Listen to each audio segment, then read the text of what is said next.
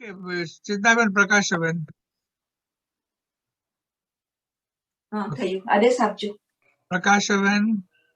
इच्छामि खमासमु वन्दियो जवनिजा निसीह्या मथे वन्दामि इच्छा कारण संधिस्य भगवान इर्यावयं पडिकमामि इच्छामि पडिकम्यो इर्यावयाय विराणाय गमना गमने पान कमने बिय कमने हरिय कमने ओसावती गपण गदग मटी मगड़ा संताना संकमणे जेमे जीवा विराया एगेंदिया बेंदिया तेंदिया चोरेंदिया पंचेंदिया बिहया बत्तिया लेसिया संगाया संगटिया परियाविया किलामिया उदव्या ठाणं संकामिया जीव्या उग्रोव्या तस्मिच्छामि दुक्कडं तसौत्रीकरणं पायचितकरणं विसोहि करणं विसली करणं पावाणं कमाणं निगायण ठायठामि कौसरम् अनत्थ उसस्येणं निसस्येणं खास्येणं चेणं जम्बायणं मुरुयणं वायनी सगणं बमनीय पितमुचाय सुहुमेम अंग संचालेहिम सुहुमेम खेल संचालेहिम सुहुमेम डिठी संचालेहिम एवमाई एहिम आगारेहिम अपगो विरायो उज्जमे कौसगो यावरियंताणं भगवंताणं नमो कारणं न पारेमी ताव कायम ठाणेणं मोणेणं जाणेणं एक लोगसनो कौसक न आवडे तो 4 नौकार अप्पाणं मोसीरामी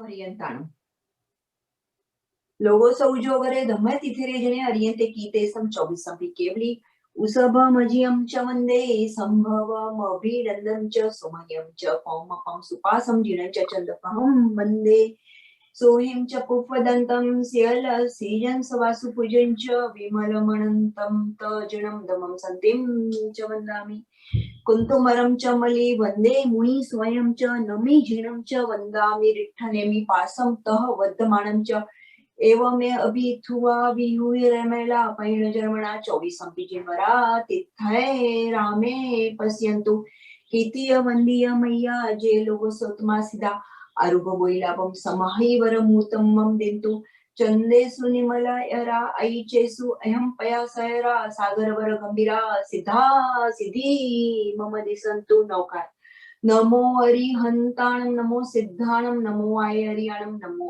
वज्राणं नमो लोये सब सावणं एसो पंच नमुकारो सव पावपणासुनो મંગળાનંચ સવેસિમ પડમં હવૈ મંગલમ આપણે આ સુર સામાયિકની શરૂઆત થઈ હવે. ઘણો ઘણો આભાર ચેતનાબેન. યા થેન્ક યુ પ્રદીપભાઈ. અને અંતમંગળ પછી 3 નવકાર ભણી લેવા. હા.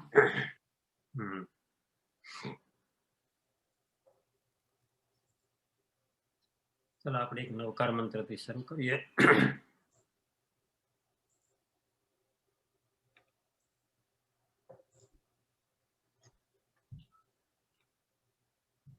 નમો અરિહંતાણં નમો સિદ્ધાણં નમો આયરિયાણં નમો વજ્રાયાણં નમો લોય સૌસાહુનમ એસો પંચનમોકારો સૌ પાવપણાસણો મંગળાનંચ સૌવેસીમ પરમં હવૈ મંગલમ. બધાને જય જીનેન્દ્ર, જય પ્રભુ, જય સદગુરુ વંદન. આપણો બુધવારનો સ્વાધ્યાય મે 19, 2021 આપણે જે 2 અઠવાડિયા પહેલા જે નક્કી કર્યું એ રીતે આજે આપણે વિશિષ્ટ રીતે પહેલા 7 અષ્ટકનો રિવ્યુ કરવાના છીએ. એ શરૂ કરતા પહેલા આપણે એક નાનું મંગળાચરણ લઈ લઈએ. મંગલમય મંગલકરા વીતરાગ વિજ્ઞાન નમો તાહિ જાતે ભયે અરિહંતાદિમહા અજ્ઞાનતિમિરાંધાના જ્ઞાનાંજનશલાકયા ચક્ષુરુન્મિલિतं येन તસ્मै શ્રી ગુરવે નમઃ તસ્मै શ્રી ગુરવે નમઃ. ધુરંધર આચાર્ય મહોપાધ્યાય યશો વિજયજી અને ધુરંધર આચાર્ય દેવચંદ્રજી મહારાજને અત્યંત ભક્તિભાવ નમસ્કાર કરીને પ્રણામ કરીને આપણે આજનો સ્વાધ્યાય શરૂ કરીએ છીએ. જ્યારે મેં આ વિચાર કર્યો અને થોડો ઘણો જ્યારે એનો રિવ્યુ કરતો હતો ત્યારે મને ખ્યાલ આવ્યો કે જે આ 7 અષ્ટક કે જેની અંદર લગભગ ઓન એન એવરેજ 3 સ્વાધ્યાય એક અષ્ટકમાં થયેલા, એટલે 21 સ્વાધ્યાય 7 અષ્ટકના એને એક સ્વાધ્યાયમાં ખરેખર રજૂ કરવું, એટલે મને ખ્યાલ આવ્યો કે આ થોડુંક જરા અસંભવિત જેવું કાર્ય છે અને આપણે આપણાથી બનતા બધા પ્રયત્ન કરીશું, કારણ કે બધા પોઈન્ટ્સ પણ આવી જવા જોઈએ. આપણે કોઈ પણ પોઈન્ટ્સને પાછા કવર ન કરીએ, એનું નિરૂપણ ન કરીએ એ પણ બરાબર નથી. એટલે આપણે જેને કહે ને કે એક સ્વાધ્યાય જે 1.5 કલાકનો હતો એનો આપણને 5% એટલે 90 મિનિટના બદલે આપણને ખરેખર 7 થી 8 મિનિટ છે, પણ તેમ છતાં આપણે આપણાથી બનતો બધો પ્રયત્ન કરીશું. તો પહેલું અષ્ટક છે પૂર્ણાષ્ટક. પૂર્ણ અષ્ટક કેટલી વિચક્ષણતા છે. બોલું ફેબ્રુઆરી પછી આપણે જરા પ્રશ્નોત્તરી કરશું ને ત્યારે આપણે થોડી વાત કરીશું. મને એમ છે બેન એમ કહેવા માંગે છે ફેબ્રુઆરીની 12મી કે એવું કંઈક શરૂ કરેલું આપણે, અને આજે 1 વર્ષ ને 3 મહિના પછી આપણે રિવ્યુ કરીએ છીએ. આપણે દર અઠવાડિયે દરેક વખતે અષ્ટક આપણે થોડું રિવ્યુ તો કરતા હતા. તો જો એમને પૂર્ણ અષ્ટક થી શરૂ કર્યું. પૂર્ણ અષ્ટક એટલે ખરેખર દ્રવ્ય દ્રષ્ટિ, પૂર્ણતાની દ્રષ્ટિ.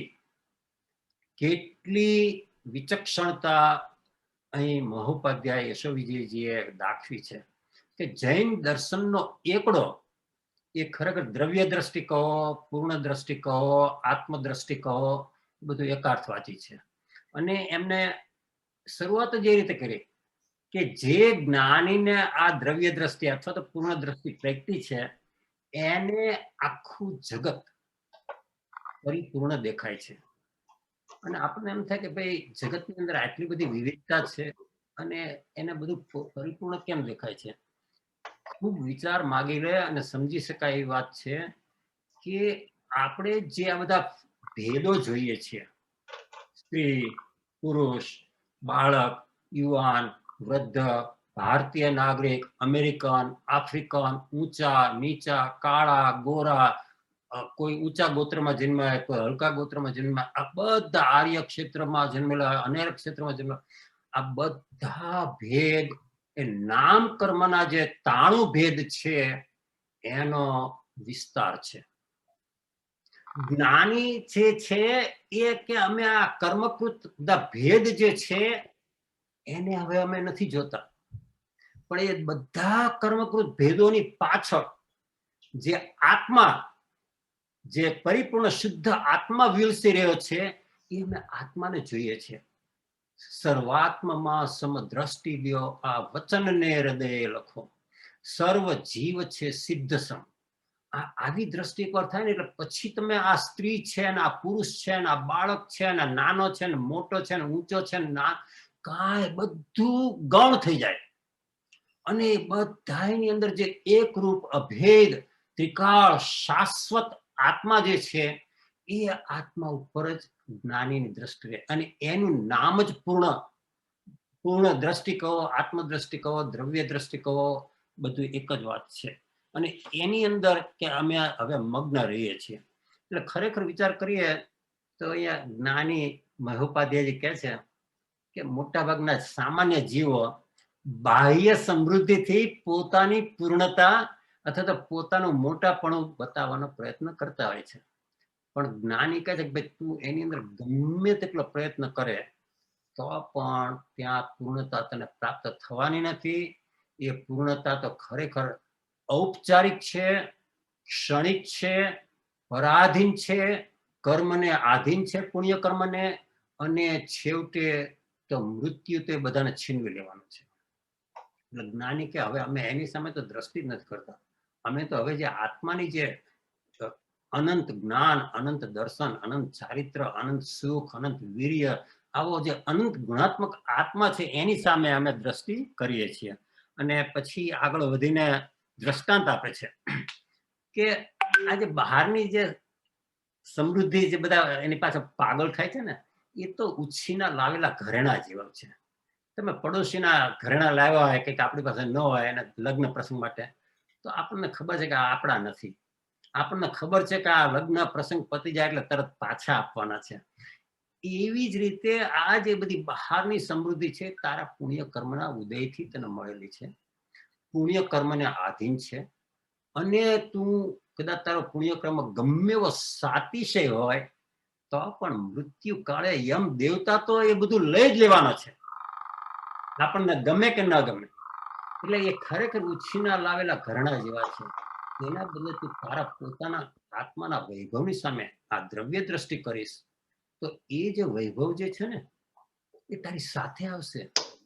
આ બહારનો વૈભવ છે તારી સાથે 3 કાળ 3 લોકમાં અપવાદ રૂપે પણ ન આવે, પણ તારો પોતાનો વૈભવ એ તો તું પર્યાયંતર કરીને બીજે ગમે ત્યાં જાય, તિર્યંશમાં જાય કે દેવલોકમાં જાય કે બીજા મનુષ્ય ભાવમાં જાય, એ વૈભવ જેટલા અંશે તે પ્રગટ કર્યો છે એ તારી સાથે આવશે. એટલે કે આ ઉછીના લાવેલા ઘરેણાની પાછળ તું પાગલ નહીં થાય, તો એની પાછળ ખરેખર તારો જે આટલો બધો સમય આપે છે ને એ નહીં આપે. અને પછી એનાથી આગળ વધીને જો દ્રષ્ટાંતો આપીને છે ને આ દરેક જ્ઞાની દ્રષ્ટાંત આપીને બહુ સ્પષ્ટ કરે, કારણ કે દ્રષ્ટાંતથી જ બેસે આપણને. તો પછી સમુદ્રનું દ્રષ્ટાંત આપે છે કે જો સમુદ્રના કિનારે ઉભા હોય તો મોજા આવે, ભરતી આવે ત્યારે એવું લાગે જાણે કે સમુદ્ર ઉભરાય છે, અને ઓટ વખતે એવું લાગે જાણે આ સમુદ્રનું પાણી બધું ઓછું થતું જાય છે અને આના રિસેસિંગ થાય છે. પણ તમે સમુદ્રની મધ્યમાં જઈને ઉભા રહીને જુઓ ને તો ત્યાં નથી ભરતી, નથી ઓટ, ત્યાં શાંત ધીર ગંભીર સમુદ્ર છે. એવી જ રીતે તમે જો આત્માની પર્યાયરૂપી કિનારા એના ઉપર દ્રષ્ટિ રાખો તો કોઈ પર્યાય સારી, કોઈ પર્યાય ખરાબ, કોઈ અનુકૂળ, કોઈ પ્રતિકૂળ, કોઈ આનંદની પ્રસંગ હોય, કોઈ દુઃખદનો પ્રસંગ હોય, એ બધી પર્યાયોની અંદર તમને વધઘટ દેખાશે કર્મના ઉદય પ્રમાણે. પણ તમે એ પર્યાય રૂપી મોજાની સામે નહીં જોતા, એ પર્યાય જ્યાંથી આવે છે એ તમે દ્રવ્ય દ્રષ્ટિ રૂપ આત્માની સામે દ્રષ્ટિ કરો ને તો તમને લાગે આ તો એક રૂપ અભેદથી કાળ રહે છે. અનંત કાળમાં અનંત ભાવ કર્યા પણ તેમ છતાં આપણા અસંખ્યાત પ્રદેશો, આપણા અનંત ગુણો, એની અંદર કાંઈ કરતા કાંઈ ફેરફાર થયા નથી. અને એની સામે દ્રષ્ટિ કરવી એ જૈન દર્શનનો એકડો છે. એટલે આ સમુદ્રનો દ્રષ્ટાંત આપીને પણ આપણને ખરેખર બહુ જ સરસ રીતે સમજાવે છે કે ભાઈ તું આ પર્યાયો તો બધી થોડું ઘણું કંઈક પુણ્યનો ઉદય હોય ને સારું થાય, કોઈ વાર ખરાબ થાય ને અનુકૂળ થાય ને પ્રતિકૂળ થાય, ત્યાં દ્રષ્ટિ નહીં રાખ. પણ એનો જે જાણનાર જે સાક્ષી ચેતન આત્મા છે ત્યાં તું દ્રષ્ટિ રાખ. પછી એનાથી પણ વધારે સરસ દ્રષ્ટાંત આપે છે કે જાંગુલી મંત્ર હોય ઘણા જીવોની પાસે, અને ગમે એવો ભયંકર સર્પ કરડે ને તો પણ એ જાંગુલી મંત્રથી એ સર્પનું ઝેરને ઉતારી નાખે. એટલે ધારા કે અહીંયા કરડ્યો અને પછી અહીંયા વધીને અહીંયા સુધી પહોંચ્યો ને તો એ જાંગુલી મંત્ર અહીંયાથી એનું સ્મરણ કરતા કરતા એ વિષને અહીંયા જ્યાં કરડ્યો ને ત્યાં સુધી લાવવાનું, પછી ત્યાંથી ચૂસીને લઈ લે. એવી રીતે આ તૃષ્ણારૂપી સર્પ એને ખરેખર જ્ઞાન દ્રષ્ટિથી જ તું એનું ઝેર ઉતારી શકે, કોઈ શુભ ક્રિયાથી નહીં. જો આ મહોપાધ્યાયજી આપણને કીધું આ જ્ઞાન દ્રષ્ટિ, કારણ કે આ તૃષ્ણા ઉત્પન્ન થઈ છે આત્માના અંતર પરિણામમાં, ખોટા વિચારથી, ખોટી માન્યતાથી, પર વસ્તુમાં સુખ બુદ્ધિથી, અને તું તારે ત્યાં જ કામ કરવું પડશે. જ્ઞાન દ્રષ્ટિ કેળવવી પડશે, દ્રવ્ય દ્રષ્ટિ કેળવવી પડશે, તો આ તૃષ્ણા ત્યાં ઊભી પણ નહીં રહે. તૃષ્ણા આમ વિલય થતાની વાત એવી રીતે જતી રહેશે. અને પછી એનાથી પણ આગળ એટલા સરસ બધા દ્રષ્ટાંતો આપે છે. જો આ દ્રષ્ટાંતને સમજીએ ને તો આપણને ખરેખર આખી વસ્તુ આમ 2 ને 2 4 જેવી સ્પષ્ટ દેખાય. અને પછી આગળ કે છે કે જે લોભી માણસો હોય છે ને, એ લોકો આ બધી બાહ્ય સમૃદ્ધિ પાછળ દોડે છે, અને જ્ઞાની એનાથી ઉલટું કરે છે. જો આ બહુ સરસ રીતે વિશિષ્ટ પ્રકારે આપણે ઘણીવાર કોઈને કહીએ ને કટાક્ષમાં કે ભાઈ તું તો બહુ સમજદાર છે, પણ કહેવાનો ભાવ તો એવો હોય કે ભાઈ તું જરા વધારે પડતો દોડડાયો છે. પણ આપણે જરા એવી રીતે આમ બોલીએ કે હા ભાઈ અમે સમજીએ કે તું બહુ સમજદાર છે. એવી રીતે કહે છે કે આ જેની પાછળ લોભી જીવો પાગલ થાય છે ને, એની ઉપેક્ષા કરીને જ્ઞાની પોતાની દશાને પૂર્ણ કરે છે. કેવી સરસ વાત કરી છે. ખરેખર વિચાર કરો. અંગ અકિંચન, પર ભાવ શૂન્યતા, જગતથી શૂન્ય થવું. જે 10 લક્ષણા ધર્મની અંદર અકિંચન્ય ધર્મ કીધો છે ને, કે અમે તેની ઉપેક્ષા કરીએ. ગમે તેવો ઉદય હોય અમારા પોતાના સાતિશી કર્મનો, શાલીભદ્રને કેવો ઉદય હતો, એક વાર પણ એ પેટી ખોલીને જોવાનો વિકલ્પ પણ નહોતો થતો કે અંદર શું મોકલું છે પિતાએ. કે અમે તો આની ઉપેક્ષા કરીએ છીએ, અને એની ઉપેક્ષા કરીએ છીએ તો અમારા જ્ઞાનના ગુણો ખીલતા જાય છે. બોલો કેવી સરસ વાત કરી છે. અને આ લોભી જીવ એની અપેક્ષા રાખે છે, મને હજી વધારે મળે, મને હજી વધારે મળે, તો એના જ્ઞાન ગુણો અવરાતા જાય છે, અને અધોગતિમાં નીચે ને નીચે ને નીચે જતો જાય છે. મમણ શેઠની વાત આપણે બધા જાણીએ છીએ.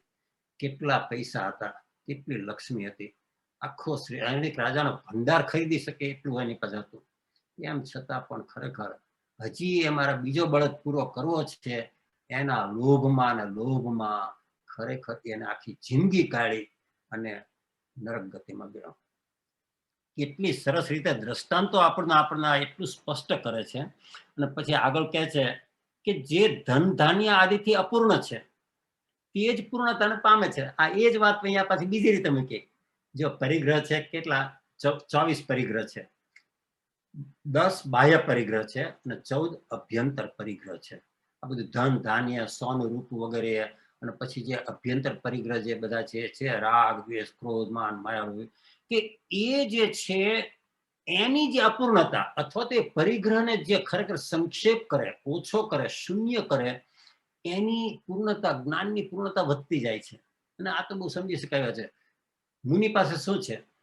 અપરિગ્રહી, કાંઈ જ નથી, વસ્ત્ર પણ નથી, પાત્ર પણ નથી દિગંબર મુનિ પાસે. વિચાર તો કરો તમે. અને તેમ છતાં આગળ આવે છે આપણા જ્ઞાન અષ્ટકની અંદર, ઇન્દ્રના વૈભવ પણ એની પાસે.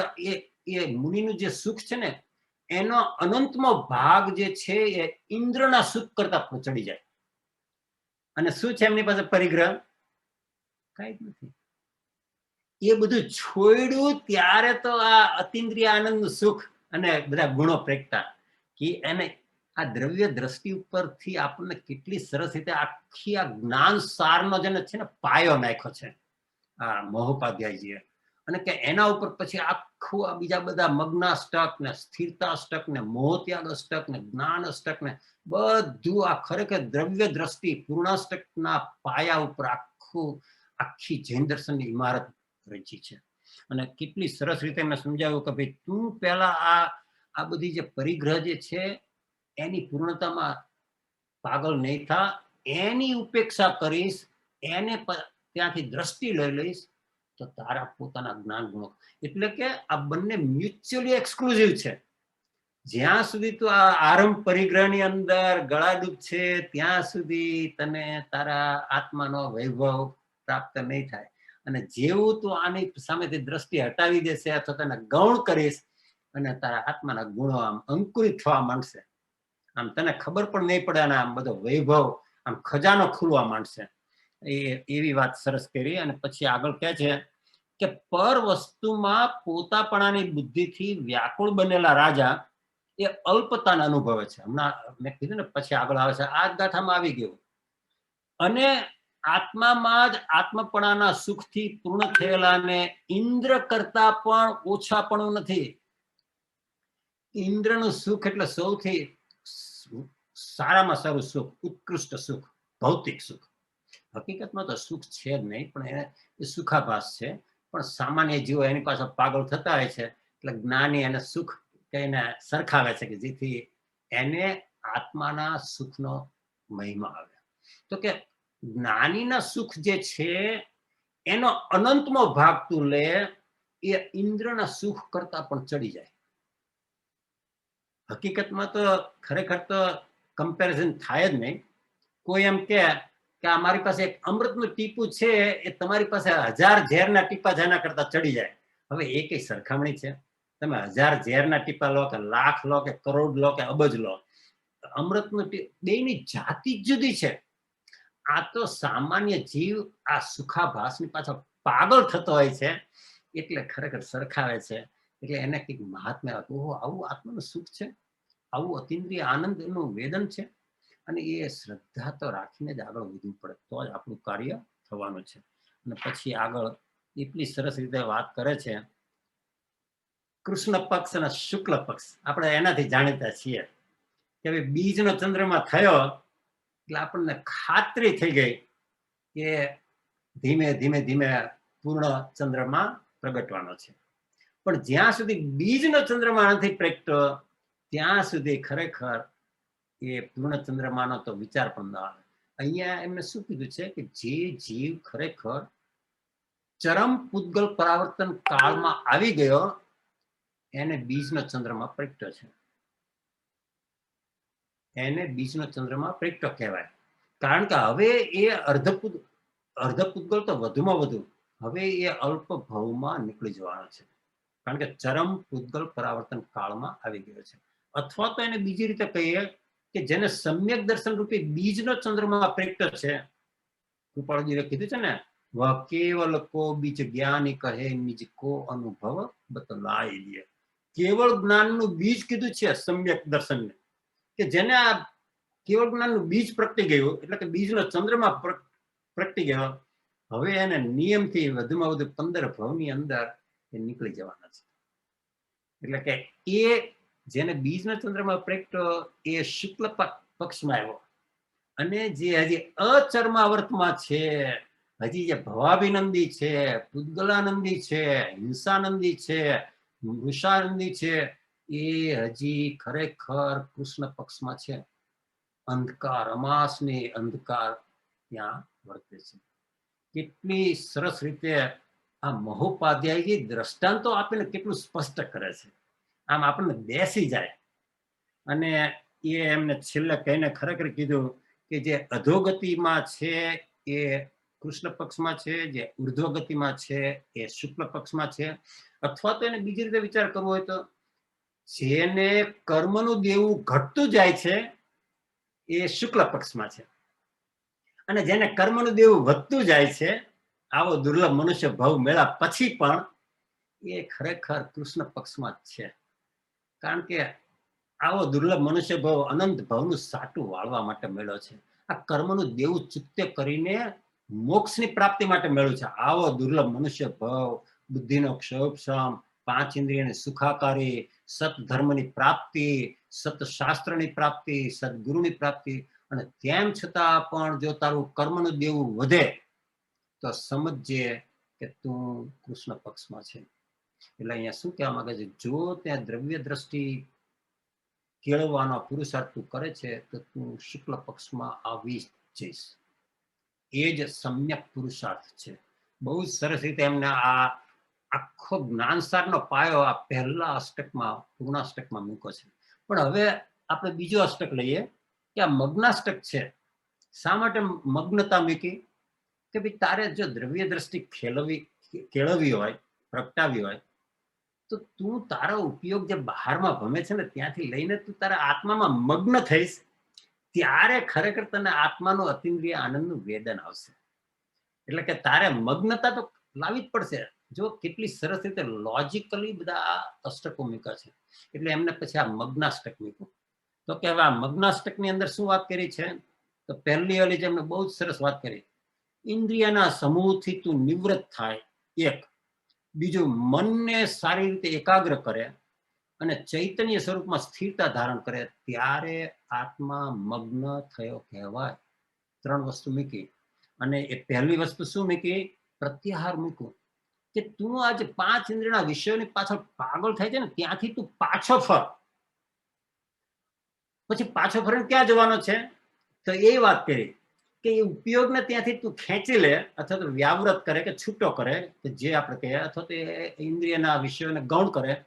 તો કે હવે જે ઉપયોગ ત્યાંથી છૂટો છે એને તું તારા આત્મદ્રવ્ય તરફ વાળ અને ત્યાં એકાગ્ર કર અને ત્યાં સ્થિર થવાનો પ્રયત્ન કર. મગ્નતા પ્રેક્તિ, તારી મગ્નતા ત્યાં તું આત્મા મગ્ન થયો એમ કહેવાય. જો 3 પરિહારનું મૂક્યું છે. પ્રત્યાહાર યોગ દ્રષ્ટિ સમુચ્ચયની અંદર, અથવા તો અષ્ટાંગ યોગ જેને કહેવામાં આવે છે, એની અંદર જે યમ, નિયમ, આસન, પ્રાણાયામ અને પછી જે પ્રત્યાહાર મૂક્યું છે, એ પ્રત્યાહારની અહીંયા યશોવિજયજીએ બહુ જ સરસ રીતે વાત કરે છે કે ભાઈ એના વગર તારી મગ્નતા આવવાની જ નથી. જ્યાં સુધી તારો ઉપયોગ પર વસ્તુમાં ઘૂસે છે અને ત્યાં જ તન્મય થાય છે, ત્યાં જ ડૂબે છે, એને આત્માની મગ્નતા એ તો એક કલ્પના જ છે, સ્વપ્ન જ છે. એટલે એમને કીધું કે તું જ્યાં સુધી આ ઇન્દ્રિયના વિષયોમાંથી નિવૃત્ત નહીં થા અને નિવૃત્ત થયેલા ઉપયોગને પાછો અંદર નહીં લઈ જા અને ત્યાં સ્થિર નહીં થા ત્યાં સુધી.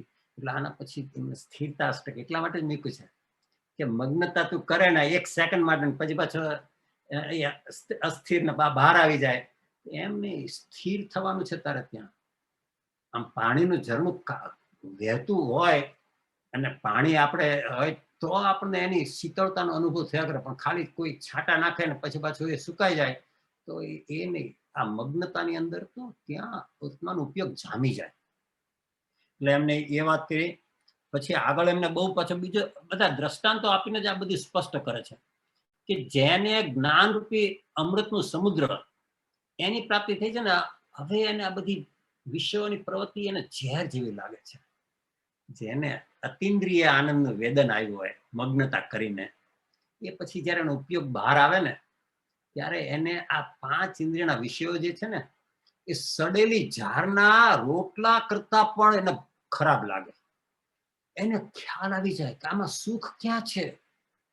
હું જેને સુખ માનતો તો એ સુખ તો ખરેખર હું જયારે મગ્ન થયો અને જે મને અતિન્દ્રિય આનંદનું વેદન આવ્યું, એ એક સાચું સુખ હતું. અને આ તો બધું સુખાભાસ છે, આ તો કલ્પના છે, આ તો ભ્રાંતિ છે. તમે ગુલાબજાંબુ ખાધા ને તમે ભાવતા ને તમે 10 ખાઓ કે 20 ખાઓ, સુખની વાત જ ક્યાં આવે છે? ખાલી તારી સ્વાદેન્દ્રિયને જે થોડી ક્ષણિક જે મજા આવી એને તું સુખ માની લે છે. પણ એ તને સમજાય ક્યારે? કે જો તને અતિન્દ્રિય આનંદનું વેદન મગ્નતા કરીને પછી જયારે તું બહાર આવે ત્યારે તને ખ્યાલ આવે કે આ તો બધું હું જે માનતો હતો ને, તો મારું ગાન પણ હતું, મારું અજ્ઞાન હતું, મારી ભ્રાંતિ હતી, મારું મિથ્યાત્વ હતું. ખરેખર એ ક્યારે ખ્યાલ આવે કે જો આપણે એનો સ્વાદ ચાખ્યો હોય ને તો જ. ત્યાં સુધી શ્રદ્ધાપૂર્વક આગળ વધવું પડે. તીર્થંકર ભગવાન, જ્ઞાનીઓએ જે કીધું છે, કેવળી ભગવંતે કીધું છે, નિગ્રંથ મુનિઓએ કીધું છે, એ અનુભવથી કીધેલું છે, સત્ય છે. અને એના ઉપર શ્રદ્ધા રાખીને પરોક્ષ શ્રદ્ધાથી આગળ વધીને આપણે આપણું કામ કરીને પછી એ શ્રદ્ધાને પ્રત્યક્ષ કરવાની છે, અને તો જ આપણું કાર્ય થાય. પછી આગળ, કારણ કે આ બધી ગાથાઓ એટલે 7 અષ્ટકની 1-1 ની 8 ગાથા એટલે 56 ગાથાઓ છે. પછી આગળ કહે છે કે આત્મ ભાવના સુખમાં જે મગ્ન થયેલા છે, હવે એને અન્ય ભાવનું કરતા પણ રહેતું જ નથી. તો શું રહે છે? તો કીધું મહોપાધ્યાયજી બહુ સરસ વાત કે સાક્ષી પણ રહે છે. હવે અમે જે કઈ બહાર બને છે એ ઉદયના અમે સાક્ષી જ રહીએ છીએ. અમે જે પેલા કરતા થતા હતા, અહંકાર આવતો હતો, મેં કેવું સરસ કામ કર્યું, હું આ ઘરનું બધું સંચાલન કરું છું તો આ ઘર બરાબર ચાલે છે, આમ જાણે કે આમ શેષ નાગની જેમ આખી પૃથ્વીને માથે લઈને ફરતા હોય, એવી જે આપણી અહંકાર વૃત્તિ હતી, કરતા ભાવ હતો, એ કે હવે સાક્ષી ભાવ. આ બધો કર્મનો ખેલ છે, આ એક બધો નાટક છે, અને નાટકના રોલ અમે બહુ શાંતિથી સાક્ષી ભાવે જોઈએ છીએ. અને એને લઈને કે બસ અમારું કર્તાપણું મટી ગયું અને હવે સાક્ષીપણું આવ્યું છે. ક્યારે જો એ મગ્નતાનું સુખ ચાખ્યું હોય ને પછી જયારે એ જગતના સ્વરૂપનું અવલોકન કરે ને ત્યારે એને આ ખ્યાલ આવે. ત્યાં સુધી એને બુદ્ધિમાં આપણે એને શ્રદ્ધામાં બેસાડીએ એ વાત જુદી છે. પછી એનાથી પણ આગળ એ બહુ સરસ વાત કરે છે કે પરમાત્મા સ્વરૂપમાં તન્મય થયેલો જે હોય એને પૂતગલ વિશેની વાતો નિરસ લાગે, કારણ કે હવે બધા 5 ઇન્દ્રિયના વિષયો પૂતગલ છે. 5 ઇન્દ્રિયના વિષયમાં સ્પર્શેન્દ્રિય આવી ગઈ, એટલે એમને કીધું કે ધનનો અભિમાન ને સ્ત્રીઓનો આદર, આદર એટલે પ્રેમ કે કામ વાસના કે જે કોઈ સ્ત્રીના દેહને ભોગવવાની કામના, અને સ્ત્રીને પુરુષના દેહને ભોગવવાની કામના, કે હવે તો એ પણ સ્પર્શેન્દ્રિયનો વિષય છે. હવે તો 5 ઇન્દ્રિયના વિષયો છે અમને પૂતગલ લાગે છે. દેહ સ્ત્રીના દેહને ભોગવે છે, પુરુષનો આત્મા સ્ત્રીના આત્માને ભોગવી શકે પણ નહીં. અને ત્યાં કહે છે કે એ દેહનું કામ કરે છે પણ હું તો એનો સાક્ષી રહું છું. કેટલી આ ખરેખર વિચાર કરીએ ને ત્યારે આપણને ખ્યાલ આવે કે કેવી અદ્ભુત વાત આ મહોપાધ્યાયજીએ અને દેવચંદ્રજી મહારાજના જે અર્થ કાઢ્યા છે એને તમે સમજો ને તો આની અંદર આમ એક અષ્ટકમાં આખું જૈન દર્શન મૂકી દીધું ને એવી અદ્ભુત વાત એમને કરી છે. એટલે કે હવે તો અમને ખરેખર એનો આદર ક્યાંથી થાય? હવે તો અમને કાંકરા લાગે, ધન, લક્ષ્મી, અને સ્ત્રીનો દેહ હવે અમને અજીવન લાગે. કે છે ને ગણે કાષ્ટની પૂતળી તે ભગવાન સમાન, કે હવે તો અમને ગમે તેવી રૂપાળી સ્ત્રી હોય પણ અમને તો એ પૂતગલ છે, એક જાણે કે કાષ્ટની પૂતળી, કઠપૂતળી, અને એનો ખેલ અમે આમ જાણે જોતા હોય એવી રીતે અમે એને જોઈએ છીએ. પછી આગળ પછી સરસ વાત કરે છે કે ભગવતી સૂત્રનો શાખ આપે છે. ભગવતી સૂત્રની અંદર સાધુની ચારિત્ર પર્યાયની વાત કરી છે, જેથી આપણને ખરેખર એનો મહાત્મ્ય આવે. જે મુનિ નિર્ગ્રંથ થયા છે, ભાવલિંગી મુનિ 7મે ગુણસ્થાને અપ્રમત દશામાં, એમનું 1 મહિનાનું ચારિત્ર, 1 મહિનાની એ પર્યાય અથવા તો ભાવલિંગ, એ વાણ વ્યંતરના બધા સુખ કરતા ચડી જાય. અને પછી એમને એ ભગવતી સૂત્રમાં લખ્યું છે કે 2 મહિનાનું હોય તો એના પછીના દેવલોકના સુખનાથી ચડી જાય. એમ કરતા કરતા કીધું કે નિર્ગ્રંથ મુનિનું 1 વર્ષનું ભાવલિંગ અથવા તો પુરુષાર્થ અથવા તો તપશ્ચર્યા કે જે કોઈ એ અનુત્તર વિમાનના સર્વોત્કૃષ્ટ સુખ કરતા પણ ચડી જાય. અને અનુત્તર વિમાનના સર્વાર્થ સિદ્ધ ક્ષેત્રના અનુત્તર વિમાનના સર્વોત્કૃષ્ટ સુખથી, ભૌતિક સુખ, એનાથી વિશેષ બીજું સુખ ક્યાંય છે નહીં. 1 જ વર્ષનું ભાવલિંગી મુનિ પણ વિચાર કરો તમે. આપણે કલ્પનામાં ન આવે ને એવી વાત છે, કારણ કે એ જે આનંદની વેદન જે છે એ સ્વસંવેદન રૂપ છે, એટલે વર્ણવી ન શકાય, કારણ કે એને વેદી શકાય, એને અનુભવી શકાય. પણ કોઈ તમે ઘીનો સ્વાદ લઈને પછી તમને કોઈ તમે એનું વર્ણન કરો તો તું પોતે ચાખી લે, કે હું એનું વર્ણન ન કરી શકું. એવી રીતે આ જે સુખ જે છે એ અનુભવથી વેદાય ત્યારે આ ખ્યાલ આવે. ત્યાં સુધી આપણે પરોક્ષ શ્રદ્ધાથી એ માનીને આગળ વધવું રહ્યું. અને પછી આગળ કહે છે કે આ જ્ઞાનમાં મગ્ન થયેલું સુખ છે ને એનું અમે શું વર્ણન કરીએ? આ આખા વિશ્વની અંદર એનું વર્ણન કરવા માટે કઈ છે, કારણ કે એ અરૂપી છે, એ વેદન રૂપ છે, સ્વસંવેદન રૂપ છે.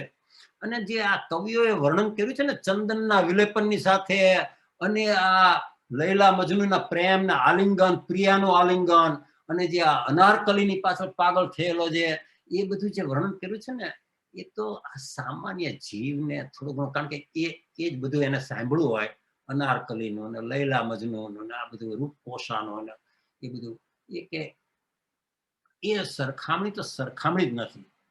કે આ જે વેદન જે છે એ સુખને આ જગતની અંદર એવી કોઈ વસ્તુ નથી. એટલા માટે ભગવાને પણ કીધું કહી શક્યા નહીં તે પણ શ્રી ભગવાન જો અનુભવ ગોચર માત્ર રહ્યું તે જ્ઞાન. એટલે બહુ જ સરસ રીતે કે એ ભલે એવું વર્ણન કર્યું પણ ખરેખર તો એ વર્ણન તો એક સામાન્ય મૂઢ અજ્ઞાની જીવને એનો મહાત્મ્ય આવે અને કંઈક અંશે એ પછી પોતાના આત્મા તરફ વળે, એટલા માટે એમને એ વર્ણન કર્યું છે.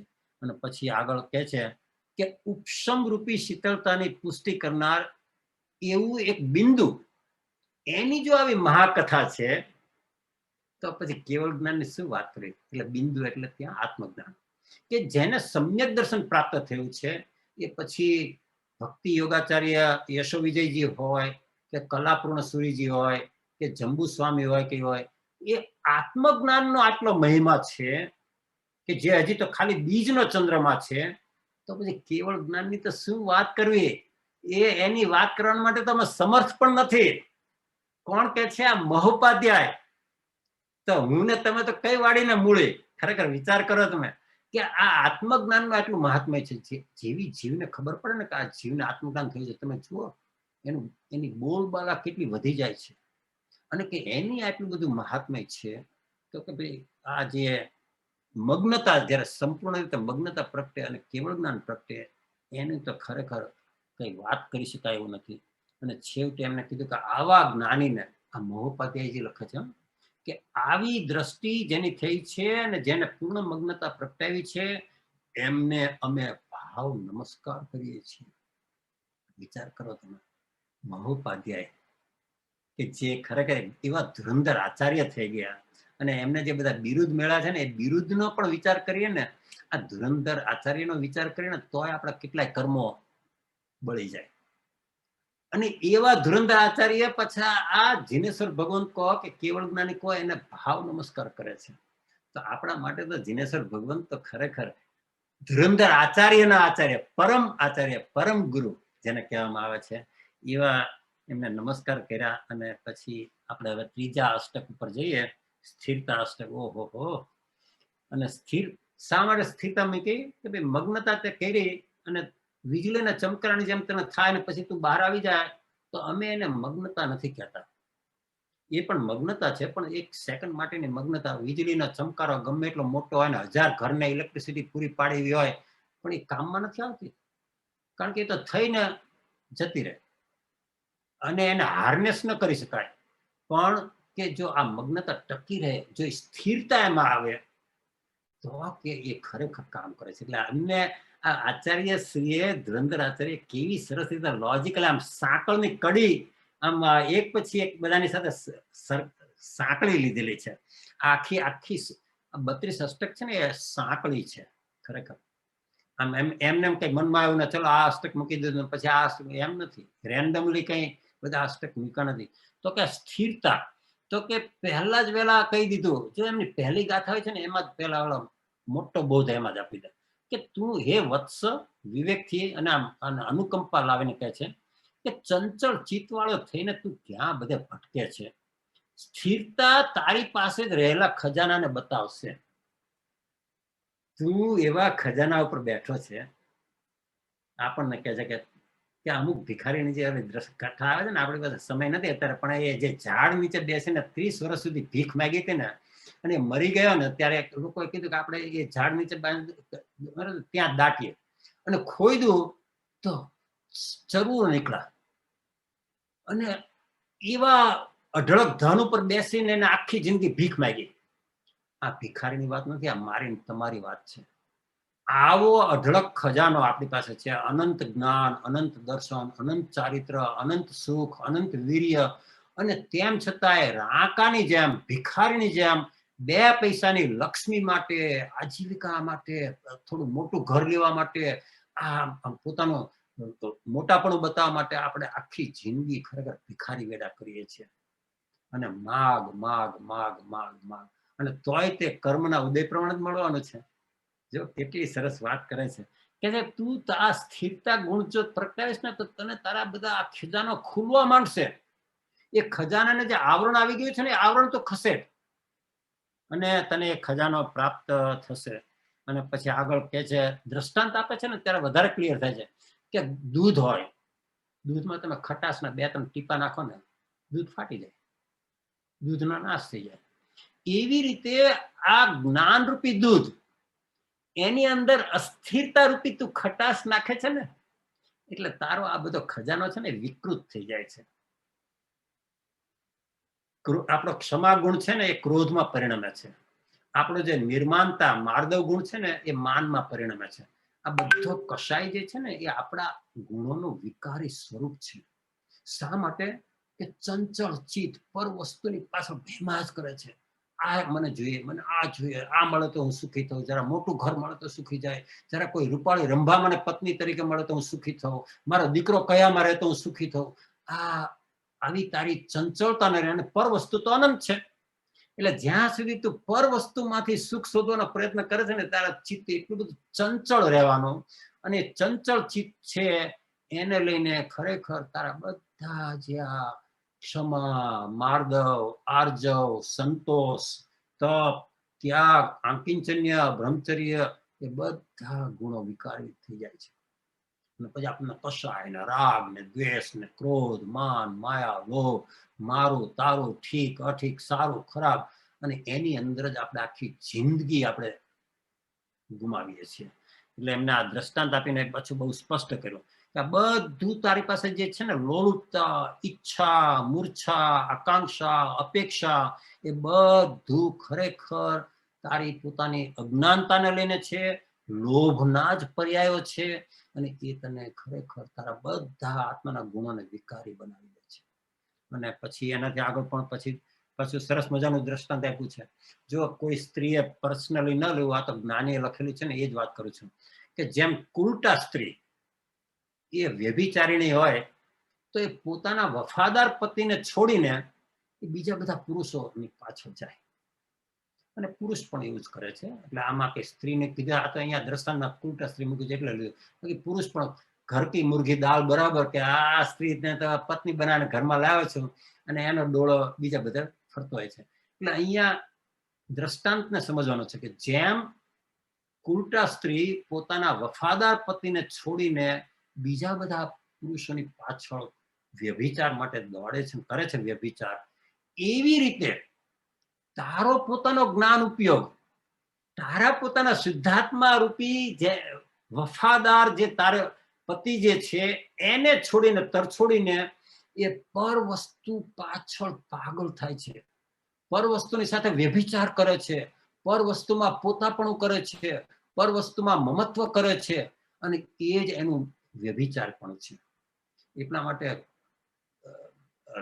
આનંદ ગંજે લખ્યું ને, ઋષભ જીનેશ્વર પ્રીતમ માર. ઋષભ જીનેશ્વર એટલે શુદ્ધ આત્મા, પરમાર્થ. તમે જયારે વિચાર કરો ને ત્યારે, અને કે રીજ્ય સાહેબ સંગ ન પરિહરે, કે એક વાર આ શુદ્ધ આત્માના મને સ્વાદ મળી ગયો, એક વાર એ શુદ્ધ આત્માએ મારો હાથ પકડ્યો, એક વાર મને સમ્યક દર્શનની પ્રાપ્તિ થઈ, પછી તો ચરમ પૂતગલ પરાવર્તન, અર્ધ પૂતગલ પરાવર્તન, 15 ભાવની અંદર હું નીકળું છું. પછી હવે મને આ કાંઈ નડે નહીં.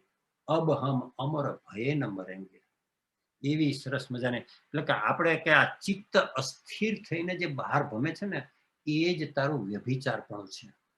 અને એને તે પૂતગલ છે, એમાં સુખ નથી, પરવસ્તુ સુખ આપી શકે નહીં, એવા સમ્યક અભિપ્રાય માન્યતા કરીને એ ઉપયોગને પોતાના આત્માની સાથે જો અભેદ કરે, એનું કામ થઈ જાય. બસ આ આખો જૈન દર્શનનો સાર આટલો જ છે કે તું જે પર વસ્તુની પાછળ પાગલ થાય છે ને, ત્યાંથી ઉપયોગને લઈને તું તારા આત્માની સાથે અભેદ કરે અને તને સમ્યક દર્શનની પ્રાપ્તિ થાય. અને પછી ક્રમે ક્રમે તું પછી અવિરતિ ગુણસ્થાનમાં આવે, પછી તું સર્વ વિરતિમાં આવે, અને પછી તું શ્રેણી માંડે, પછી તું કેવળ જ્ઞાન લઈને અને તું ખરેખર પામી જાય. આમ આપણે વિચાર કરીએ ને તો શ્રીમદ રાજચંદ્ર જે લખ્યું છે ને, વાત બિલકુલ સાચી છે. આમ આપણને દેખાય સત સરળ છે, સુગમ છે, સર્વત્ર તેની પ્રાપ્તિ છે. તો પછી કેમ પ્રાપ્ત થતું નથી? તો કે તું આજે ઓલા કસ્તુરિયા મૃગની જેમ મૃગજળની પાછળ અથવા તો પોતાની કસ્તુરી પોતાની ડ્યુટીમાં છે, પણ તેમ છતાં બહાર સુવિધા કરે છે. એટલે જ તું ખરેખર હેરાન થાય છે. તું જેવી તારી પોતા ભણી દ્રષ્ટિ કરીને તારો જીવતો જાગતો શુદ્ધાત્મા ત્યાં જ ઉભો છે. તારે ક્યાંય બહાર પર્વતમાં કે કોઈ મંદિરમાં કે કોઈ તીર્થમાં શોધવા જવાની પણ જરૂર નથી. એટલી અદ્ભુત વાત અહીંયા એમને કરી છે. તો આપણે આગળ જઈએ. કેટલાને યાદ રાખીને તો આપણને ખરેખર બધું વાત સમજાય.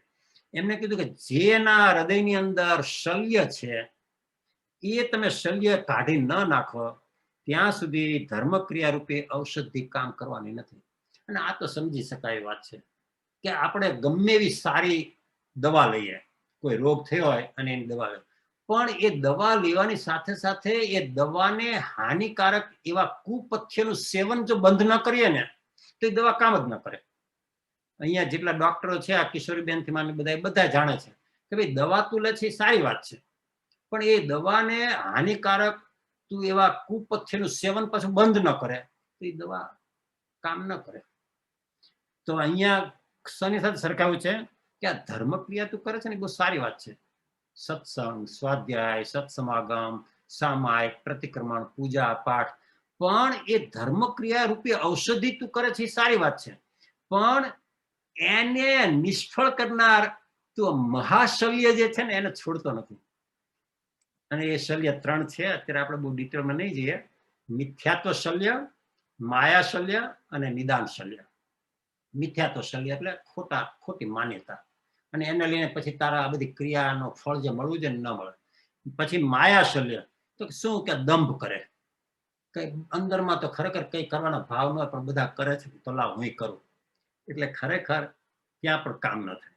અને જે નિદાન શલ્ય છે એટલે ક્રિયા કરે અને પ્રેમથી કરે, પણ અંદરમાં એમાં આલોકના સુખ અને પરલોકના સુખની ઈચ્છાથી કરે કે જો હું આ બધી ક્રિયા કરીશ ને તો દેવગતિ થશે અને મને દેવલોકના સુખ મળશે, અથવા તો જો આ ક્રિયા કરીશ ને તો જે હમણાં થોડી ઉપાધિ આવી છે ને બધી જતી રહેશે ને મારું બધું સરસ થઈ જશે. આવી રીતે આલોકના સુખની ઈચ્છા કે પરલોકના સુખની ઈચ્છાથી કરેલા જીવને કોઈ રીતે ફાયદો થાય નહીં. એટલે આપણે ધર્મ ક્રિયા કરીએ છીએ એ શુભ ક્રિયા તો કરવાની જ છે, પણ એ શુભ ક્રિયાને નિષ્ફળ કરનાર જે આ બધા આવા મિથ્યા માન્યતા, દંભ જે છે, આલોકના સુખની ઈચ્છા છે, પરલોકના સુખની ઈચ્છા છે, એનો તું ત્યાગ કરે અને તું એના ભાવ પ્રાણ ઉમેરે તો એ જ ક્રિયા તને અલ્પ ભાવની અંદર મોક્ષે લઈ જાય. એટલે ક્રિયા તો એ જ કરવાની છે. જ્ઞાની ભગવાન તો એ કહેલી ક્રિયા છે, પણ એ ક્રિયા કરતી વખતે ક્રિયાને બાધક તત્વો પાછળ આપણે પકડી રાખીએ છીએ. સંસારની વાલક તો છોડતા નથી, તો પછી કાર્ય કેવી રીતે થાય?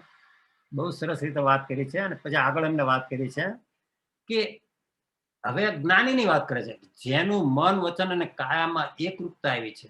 જેવું મનમાં છે એવું વચનમાં, અને જેવું વચનમાં આવે છે એવું કાયામાં, પ્રવૃત્તિમાં, એવા જ્ઞાનીને જે સ્થિરતા આવી ગઈ છે, કારણ કે હવે મનમાં જુદું ને બોલવામાં જુદું ને કરવામાં જુદું અને અહીંયા કોઈને એક વાત કરે ને બીજાને કોઈને બીજી વાત કરે, એમનો એવી જેને સ્થિરતા આવી ગઈ છે, મન વચન કાયાની એકરૂપતા આવી છે, એને પછી ગામમાં હોય કે જંગલમાં હોય, એ પછી દિવસે કે રાત્રે એને ક્ષેત્રનો કે કાળનો બાદ નડતો નથી. કારણ કે દ્રવ્ય, ક્ષેત્ર, કાળ અને ભાવ, હવે જો એના ભાવ સુધરી ગયા છે અને ભાવમાં એકરૂપતા આવી છે અને સ્થિરતા આવી છે, તો હવે એને દ્રવ્ય પણ કઈ પરદ્રવ્ય નડતું નથી, એને કોઈ ક્ષેત્ર નડતું નથી. અમેરિકામાં હોય કે ઇન્ડિયામાં હોય કે અમદાવાદમાં હોય કે મુંબઈમાં હોય કે ગમે ત્યાં હોય, એ નડતું નથી. અને એને કોઈ કાળ પણ નડતો નથી કે ભાઈ આવી રીતનો કાળ હોય કે ચોમાસું હોય તો જ મને ફાવે ને આવી રીતનું હોય તો જ મને ફાવે, આ કોઈ એવું નડતું નથી. આ ત્રણે ક્યારે નડે છે કે જયારે ભાવની અંદર ખરેખર ખોટા ભાવ હોય, મિથ્યા ભાવ હોય, ત્યારે એને એમ થાય કે ના આવું બધું મારું બધું પતી જાય ને અને હું રિટાયર થઈશ ને પછી કરીશ, આમ બધું થાય ને. એટલે એ ભાવ જેને કરવાના નથી ને એને બધું આ નડે. અને જેના ભાવમાં સ્થિરતા આવી ગઈ છે, ભાવ જેના શુદ્ધ થઈ ગયા છે, એ કે દ્રવ્ય શું ને ક્ષેત્રે શું ને કાળ પણ શું, એ તો પંચમ કાળ, આવો ઊંડાવસર પણ કાળ છે, એમાં પણ એકાવતારી પણ પ્રાપ્ત કરી લે. આ પંચમ કાળના અંત સુધી સમ્યક દર્શનની પ્રાપ્તિ છે. વિચાર તો કરો. આપણે એમ કે આ બહુ ખરાબ કાળ આવ્યો છે ને આવો છે ને તેવો છે ને આ તે, બરાબર છે, સામાન્ય અપેક્ષા જે કીધું છે, પણ એની અંદર પણ ધર્મની પ્રાપ્તિ છે, એની અંદર પણ સમ્યક દર્શનની પ્રાપ્તિ છે. જો તું કરવા માંગતો હોય તો, કરવાની દાનત હોય તો. બહુ જ સરસ રીતે એમને કીધું કે તો તને કઈ નડતું નથી.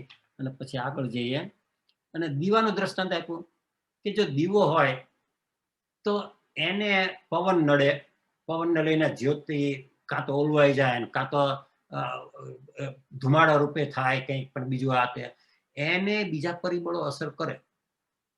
દીવાને. પણ રત્નની જે પ્રકાશ છે ને એ રત્નને ન તો પવન નડે, ન તો કોઈ જાતનું બીજું કઈ નડે. એનો પ્રકાશ એકદમ સ્થિર, શાંત અને કોઈ કરતા કોઈ જાતનો અબાધિત, કોઈ બીજા બાહ્ય પરિબળથી એ રત્નની પ્રકાશ જતો રહે કેવું ન બને. એટલા માટે ચોથી દ્રષ્ટિને દીપરા દ્રષ્ટિ કીધી. એને દીપકની જ્યોત જેવું કીધી કે તું સમ્યક તો સન્મુખ થયો છે અને એ બહુ સારી વાત છે, સમ્યકતાની આંગણામાં આવી ગયો છે, પણ કે હજી એ સ્થિરતા નથી આવી.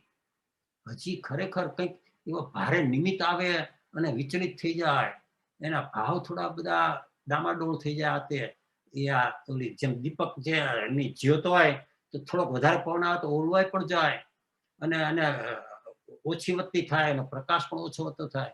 પણ રત્નની જે કાંતિ જે છે, રત્નનો જે પ્રકાશ છે, એ એટલા માટે પાંચમી દ્રષ્ટિને શું કીધું? સ્થિરા દ્રષ્ટિ, સ્થિર થઈ ગયા છે.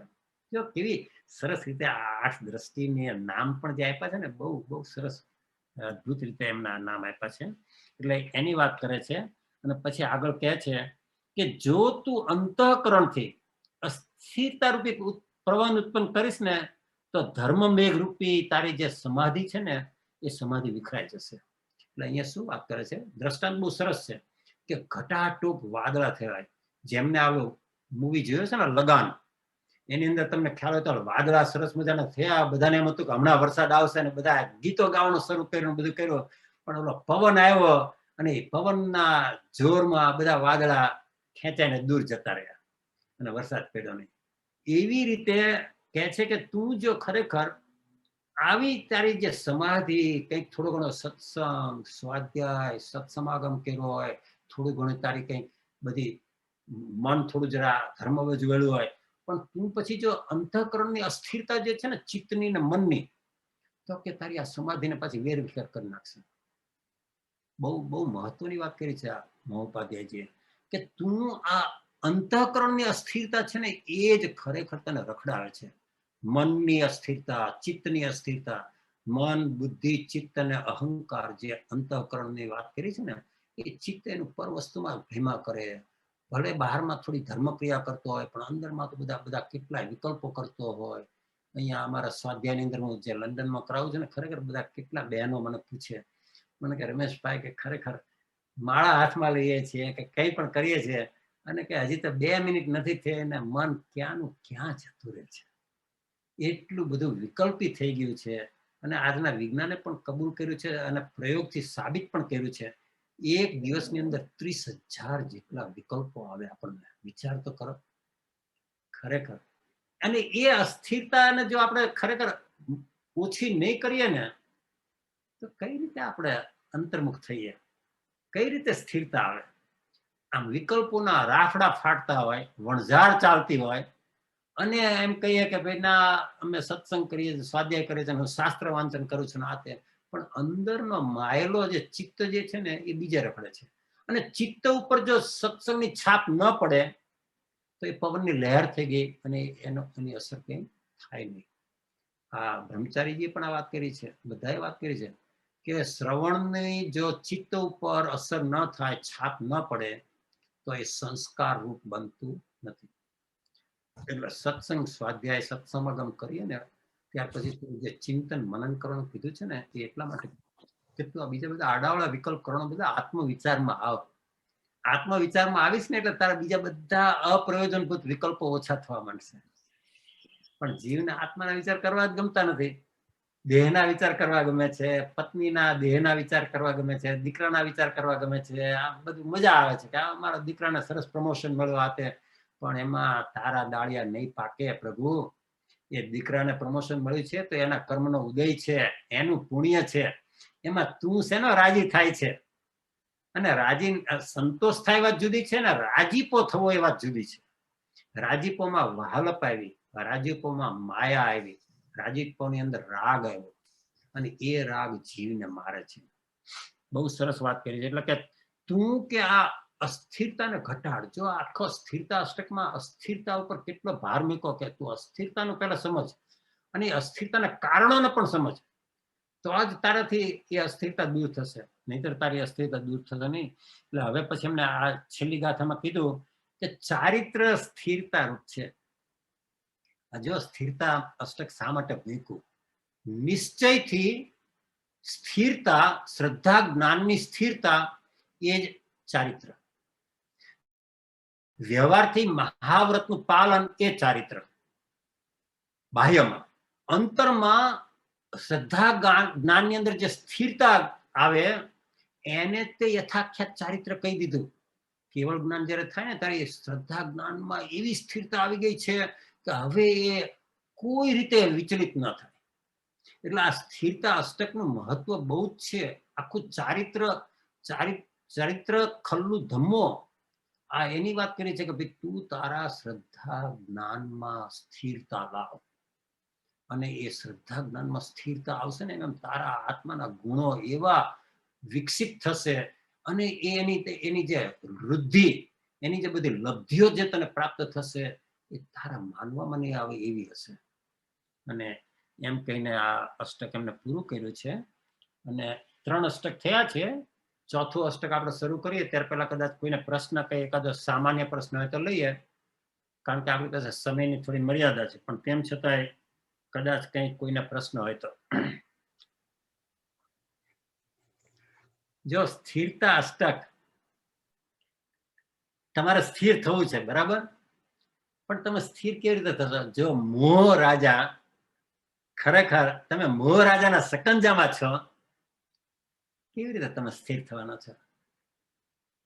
તરત જ આ સ્થિરતા અષ્ટક પછી મોહ ત્યાગ અષ્ટક મૂકી દીધું કે તને જ્યાં સુધી આ 4 પ્રતિબંધમાં મોહ વર્તે છે, મારું ઘર, મારી પત્ની, મારા બાળકો, મારા પૈસા, મારી લક્ષ્મી, મારું પદ પ્રતિષ્ઠા, લક્ષ્મી અધિકાર, એ મોહના સકંજામાં તું જ્યાં સુધી છે ને ત્યાં સુધી તાકાત નથી કે તું તારા ઉપયોગને અંદર તરફ વાળી શકે. કેટલી સરસ રીતે એમને આ જો સાંકળી કેવી રીતે આખી ઊભી કરી છે કે તારે મોહ ત્યાગ અષ્ટક તો એટલા માટે જરૂરી છે કે તો જ કઈક સ્થિરતા, તો જ તારો ઉપયોગ પાછો વળશે. કે હું અને મારો એ મોહ રાજાનો મંત્ર છે. અહમ મમ એ મોહ રાજાનો મંત્ર છે. અને કે એની સામે કયો મંત્ર, પ્રતિમંત્ર મૂકવો પડે? જો પહેલાના વખતમાં છે ને કોઈના શરીર પર, માથા પર ધૂળ નાખે, મોહન ધૂળ કહેવાય, એટલે એનું માથું મગજ ફરે અને પાગલ જેવો થઈ જાય, અને પછી બાવાની પાછળ જાય.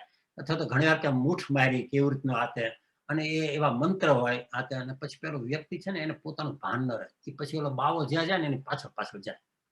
તો એવા મંત્રની સામે પાછો પ્રતિમંત્ર હોય. એવું કઈક થાય ને ત્યારે ગામમાં જે પાછા એવા બધા હોય ભુવા જેવા કે એવા એને બોલાવે, અને એ જે પ્રતિમંત્ર બોલે ને એટલે પેલો જે મલિન મંત્ર હોય ને જેની અસર થઈ હોય ને એ અસર નિર્મૂળ થઈ જાય. આપણે શ્રીપાલ રાજાના રાસની કથામાં પણ આપણે જોયેલું કે ધવલ શેઠના 500 વાણ જે પેલી દેવીએ એની વિદ્યાથી કહો કે જે રીતે કહો એને રોકી રાખ્યા હતા, એ આપણે શ્રીપાલ રાજાએ નવપદજીની આરાધના કરીને અને એનો પ્રભાવ એવો પડ્યો કે પેલી દેવી કરોડો માઇલ દૂર થઈ ગઈ, અને એને દેવીનો પ્રભાવ ને એની જે લબ્ધિ હતી ને એ પણ કરોડો માઇલ દૂર થઈ ગઈ, અને આ ધવલ શેઠના વાહનો ચાલવા માંડ્યા. આપણે અહીંયા વાત આ કરવી છે કે આ અહમ મમ જે છે એની સામે જ્ઞાનીએ મહોપાધ્યાયજી આપણને કીધું નાહમ ન મમ. બસ આટલો સાદો મંત્ર કે મોહ રાજાનું આખું વર્ચસ્વ તૂટી જશે. કે તને કઈ પણ રાગ થયો ને તો કે આ રાગ છે ને મારો સ્વભાવ નથી. નાહમ, આ રાગ એ હું નથી, હું તો રાગને જોનાર જાણનાર છું. એમ કરીને તમે રાગનો નિષેધ કર્યો એટલે નાહમ, અને આ રાગ મારો સ્વભાવ નથી એટલે ન મમ. બોલો કેટલી સીધી વાત છે. પણ આપણે શું કરીએ, આપણે એને ઉલટું કરીએ છીએ. દીકરાને કઈક પ્રમોશન મળ્યું તો ચલો દીકરા ઘરે આવ, ચલો હું તને બહાર લઈ જાઉં રેસ્ટોરન્ટમાં, આમ કરીને પાર્ટી આપું, ફલાણું ઢેકણું. અરે પ્રભુ એ તું કર, પણ પહેલા વહેલા તો આ કર કે આ બધું ઠીકાઠીક છે, એ એના પુણ્યના ઉદયને લઈને એના પ્રમોશન મેળવ્યું છે, અને હું થાકી જાણું છું, અને એમ કરીને તું પેલા તો ના હમ ન મમ કર, ને પછી તું પાર્ટી આપે તો પણ તું લેપાઈશ નહીં. પણ જે રાજીપો ગલીપચી થાય, મજા આવે, મારા દીકરા મળ્યું, બીજાને આપણે ફોન કરીને કહીએ આ તે, એ બધું મોહ રાજાનો પ્રભાવ છે. એટલે કે તું આ ના હમ ન મમ એ તું જો કરીશ તો જ ખરેખર તારું કાર્ય થવાનું છે. અને એનાથી પણ આગળ પછી મેં કીધું, બહુ સરસ વાત કરી. અને આપણા કયા સૂત્રમાં છે, મહેન્દ્રભાઈ શાહે મને કીધેલું પણ મને યાદ, એગો મેં સાસવો અપ્પા નાણ દંસણ સજ્જો શેષા મેં બાહિરા ભાવા સવ્વે સંજોગ લખણા. કે હું તો એક મારો શુદ્ધ આત્મા, શાશ્વત આત્મા, જ્ઞાન દર્શન રૂપ જે છે એ જ હું છું. સંતારા પોરસીમાં છે. શેમાં? સંથારા પોરસી. સંથારા પોરસી, બરાબર. થેન્ક યુ, જય પ્રભુ. અને બાકીના બધા જે ભાવ જે છે, શેષા મેં બાહિરા ભવા, બાકીના બધા જે ભાવ જે છે, બાહ્ય ભાવ, એ તો સંયોગ રૂપ છે. અને સંયોગ છે એનો વિયોગ નિયમથી છે, નિયમથી, નો એક્સેપ્શન. એ પછી ભગવાન મહાવીર હોય કે ઋષભદેવ ભગવાન હોય કે વાસુદેવ હોય કે પ્રતિ વાસુદેવ હોય કે ચક્રવર્તી હોય, સંયોગ તેનો વિયોગ.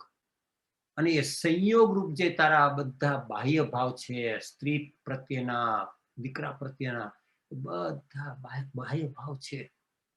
અને એમાં તું લેપાય નહીં કે તું તો આ જ્ઞાન દર્શન રૂપ શુદ્ધ આત્મા છું. એગો મેં સાસવ અપાય એમ કરીને બહુ સરસ વાત કરી છે. આ બધા એક એક ગાથા ઉપર એક એક કલાક લઈએ ને તો પણ ઓછું પડે ને, એવી આ ધુરંધર ગાથાઓ છે. અને એના ઉપર મને આજે જયારે થોડું રિવ્યુ કરતો હતો ને, મને એમ થયું કે આ ખરેખર હું કરી શકીશ કે નહીં. અને એ હજી સાથ થશે કે નહીં એ પણ મને ખબર નથી.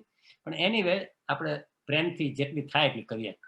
અને પછી આગળ કહે છે કે હું શુદ્ધ આત્મદ્રવ્ય જ છું. જો આમ ના હમ ન મમ એમ કીધું, પણ પછી મારા તમારા જેવા કે પણ ગુરુદેવ કંઈક જરાક એનો વિસ્તાર કરો તો અમને ખ્યાલ આવે. બાકી નહીં તો ના હમ ના મમ હું બોલું એમાં મારો કઈ મને કઈ ખ્યાલ જ ન હતો કે એનો વિસ્તાર કર્યો. કે 4 વસ્તુ કીધી. હું શુદ્ધ આત્મદ્રવ્ય જ છું, એક. પછી બીજું, શુદ્ધ જ્ઞાન એ મારો ગુણ છે, 2. ત્રીજું, આ જે જ્ઞાન ગુણ જે મારો છે એનાથી હું ભિન્ન નથી, હું અભિન્ન છું. એટલે કે સ્વભાવરૂપ છે. જે વેદાંત કેમ છે ને દંડી ટાઈપનો, કે આ જ્ઞાન ગુણ નાખો અને પછી હવે એ સક્રિય થયો, બુદ્ધિ સક્રિય થઈ, એમ નથી. આ મારો ત્રિકાળ સ્વભાવ છે, હું એનાથી અભિન્ન છું, એ ત્રીજું. અને ચોથું, અન્ય પદાર્થો મારા નથી. બહુ સરસ વાત કરી છે. આ 4 વાતને જે ખરેખર યાદ રાખે અને એને ફોલો કરે, એને મોહ રાજાને ત્યાં ને ત્યાં માત કરી દીધો. ત્યાં ને ત્યાં મોહ રાજાને કીધું ગેટ આઉટ, ગેટ લોસ્ટ. પણ આ 4 વસ્તુ આપણા પરિણામમાં આવી જોઈએ, ખાલી બોલવામાં નહીં કે હું શુદ્ધ આત્મા છું, બસ. બીજું, આ શુદ્ધ જ્ઞાન છે ને મારો ગુણ છે. અને ગુણ અને ગુણી હંમેશા અભેદ હોય. જેમ સાકર અને ગળપણ, એને તમે જુદા ન કરી શકો. મીઠું અને ખારાશ એને જુદા ન કરી શકો. એટલા માટે તોય મૂકું ત્રીજું, કે હું તેનાથી ભિન્ન નથી, હું અભિન્ન છું. આ દ્રવ્યાનું યોગ. અને પછી એમને ચરણાનું યોગ પણ મૂકો. જો ચરણાનું યોગ પણ સાથે રાખે છે કે અન્ય પદાર્થો મારા નથી. આ બધું જે મળ્યું છે ને મારા પુણ્યના ઉદયથી, એ બધું પર પદાર્થ છે. ખાલી પુણ્યના ઉદયથી મારા ક્ષેત્રમાં આવ્યું છે. અને પછી પાછો જેવો પુણ્યના ઉદય પતી જશે ને એટલે પાછું બધા ચાલતી પકડવાનું. ખરેખર વિચાર કરજો તમે, અહીંયા આટલા વર્ષ રહ્યા અને કેટલા લોકોને વળાવ્યા છે ખરેખર. અને તોય આપણે એમ માનીએ છીએ કે ભાઈ મારો અમરપટ્ટો તો હજી એવો ને એવો છે, મને કાંઈ થયું નથી ને થવાનું પણ નથી. જ્ઞાની કે છે મહાવીર જેવા મહાવીર પણ અમરપટ્ટો લઈને આવ્યા નથી. તો તું અને હું તો કઈ વાડીના મૂળી. અને એ જેનો અમરપટ્ટો ઢીલો પડ્યો એ નીકળી જાય. અને એ ઢીલો ક્યારે પડશે કે જો આ ના હમ ન મમના જે 4 જે સૂત્રાત્મક વાક્ય આપ્યા એનું ચિંતન મનન અને ઘોલન કરે ને, એ ખરેખર પામી જશે. બહુ સરસ વાત કરી છે. કારણ કે એમને કીધું કે પર પદાર્થ પર ભાવ તે મારા નથી. પર ભાવ જે થાય પરના લક્ષે એ આપણા ભાવ ક્યાંથી હોઈ શકે? કારણ કે પર તો પુણ્યના આધીન છે. પર આજે છે ને કાલે નથી. તો એ પરના કારણે જે કઈ ભાવ થયા હોય એને હું મારા માનું ન તો એના જેવી મૂર્ખામી બીજી એક નથી. એટલે કે તું કર્મના ઉદય સામે એના ઉપરથી સાર એ લેવાનો છે કે કર્મના ઉદય સમયે તું ઉદાસીન રહે. ઉદાસીન ઉદ વત્તા આસન, ઉપર ઉઠ. ગમે તેવો ઉદય આવે ઉદયમાં તણાય નહીં જા, ઉદયથી પ્રભાવિત નહીં થા, ઉદયને સાક્ષી ભાવે જો, ઉદયને ખરેખર ઉદયમાં તું ઉદાસીન પણે તું રહે. અને એ ઉદયથી ઉપર ઉઠે એટલે એ તારો ઉપયોગ જે છે ઉદયથી નિરાળો રહ્યો, નિર્લેપ રહ્યો, એને તું આત્મા તરફ વાળી દે. કેટલી સીધી વાત છે. અને તું એમ કરે તો તારું અવિનાશી કલ્યાણ છે. અવિનાશી. એમાં પછી એમ કે થાય તો થાય ને ન થાય તો ન થાય એવું નથી. આમ જ્ઞાની ગેરંટી આપે છે અને તેમ છતાં આપણે એ ગેરંટીને માનતા નથી. અને હવે પછી આગળ કહે છે બહુ સરસ. આ જે ગાથા છે ને એ યાદ રાખજો કે ઔદૈક ભાવમાં જે મૂંઝાતો નથી એ ખરેખર પાપથી કે ઉદયથી લેપાતો નથી. અને પછી દ્રષ્ટાંત આપ્યું કે જેમ આકાશ છે એ કાદવથી લેપાતું નથી. ગમે તેટલો કાદવ, ગમે એટલી ધૂળની ડમરી ઉડે, આંધી આવે ત્યારે આપણને એવું થાય કે આખું આકાશ ધૂળથી ભરાઈ ગયું છે. પણ જેવી આંધી બેસી જાય, સમી જાય ને, આકાશ એવું ને એવું નિર્લેપ. આકાશને સામે તમે ગમે એટલી ધૂળ ઉડાડો, ગમે એટલો કાદવ ઉછાળો તો એ નિર્લેપ જ રહે. એવી રીતે આ પાંચ ભાવ જે છે ઔદયિક, ઔપશમિક, ક્ષાયોપશમિક, ક્ષાયિક અને પારિણામિક, એમાં આ જે ત્રણ જે ઔપશમિક, ક્ષાયોપશમિક અને ક્ષાયિક છે એ તો મોક્ષ માર્ગના છે. એટલે એ તો આપણને ઉલટું મોક્ષ માર્ગ તરફ આગળ લઈ જનારા છે. અને પારિણામિક તો એ સ્વભાવરૂપ છે. આ ઔદયિક ભાવ જે છે ને એ જ રખડાવનાર છે આપણને. ઔદયિક ભાવ એટલે ઉદયને અનુસરીને થતા ભાવ. ઉદય જેવો આવે ને એવા ભાવ થઈ જાય. સામે કોઈ આપણને ન ગમે એવો માણસ આવે ને, ચંદુભાઈ, એટલે આપણું મોઢું બગડે. આપણા મોઢા ઉપરથી જ કોઈને ખ્યાલ આવી જાય કે આ કે અત્યારે વ્યક્તિ આવી છે ને એના પ્રત્યે રમેશભાઈને કંઈક ગડબડ, કંઈક બાપે મારા વેર છે. ઉદયને અનુરૂપ આપણા ભાવ થઈ જવા, નિમિત્તને આધીન થઈ જવું, એ ઔદયિક ભાવ. અને એ ઔદયિક ભાવ નવા કર્મબંધનું કારણ બને છે. અને નવો કર્મબંધ બાંધે છે ને પાછા એ ફરીથી ઉદયમાં આવશે ત્યાર પછી એ ઉદયને અનુરૂપ ભાવ થઈ જશે. એટલે આપણું આખું વિષચક્ર જન્મ મરણનું ચાલુ રહે છે. હવે એને તોડવું હોય તો ઉદય ભાવમાં લેપાય નહીં. ઉદય ભાવ કર જ નહીં, ઉદાસીન, સાક્ષી ભાવ. આમ થયું, કઈ વાંધો નહીં. Glad acceptance. દરેક પરિસ્થિતિનો શાંત સ્વીકાર ભાવ, એની અંદર ભગવાન મહાવીરનો આખો મોક્ષ માર્ગ આવી જાય છે. પણ આપણે તો ઉદય આપણી ઈચ્છા પ્રમાણે ન આવ્યો ને એટલે ઊંચા નીચા, આકુળ વ્યાકુળ, કેમ આમ થયું, દીકરાને મેં કીધું તું કેમ માન્યું ને, આ તે તરત જ ઉદયની અંદર આપણે એવા તણાઈ જઈએ છીએ, ડૂબી જઈએ છીએ, ખેંચાઈ જઈએ છીએ. અને એને લઈને પછી ઔદયિક ભાવ ને પાછા નવો કર્મ બંધ ને પાછા ઉદયમાં આવે ને ચાલુ રહે છે. એટલે કીધું કે જે આ ઔદયિક ભાવથી મૂંઝાતો નથી એ જ ખરેખર આ ઔપશમિક ભાવમાં અને એમાં આવે અને સ્થિરતા ગુણ પ્રગટે અને મોક્ષ માર્ગની કેડી ઉપર આવે. બહુ સરસ વાત કરી છે. એની અંદર તો જેટલું કહીએ એટલું ઓછું છે. પણ આગળની ગાથામાં બહુ સરસ કહે છે કે આ શ્લોકની અંદર શું બહુ સરસ વાત કરી છે. વિચાર કરજો.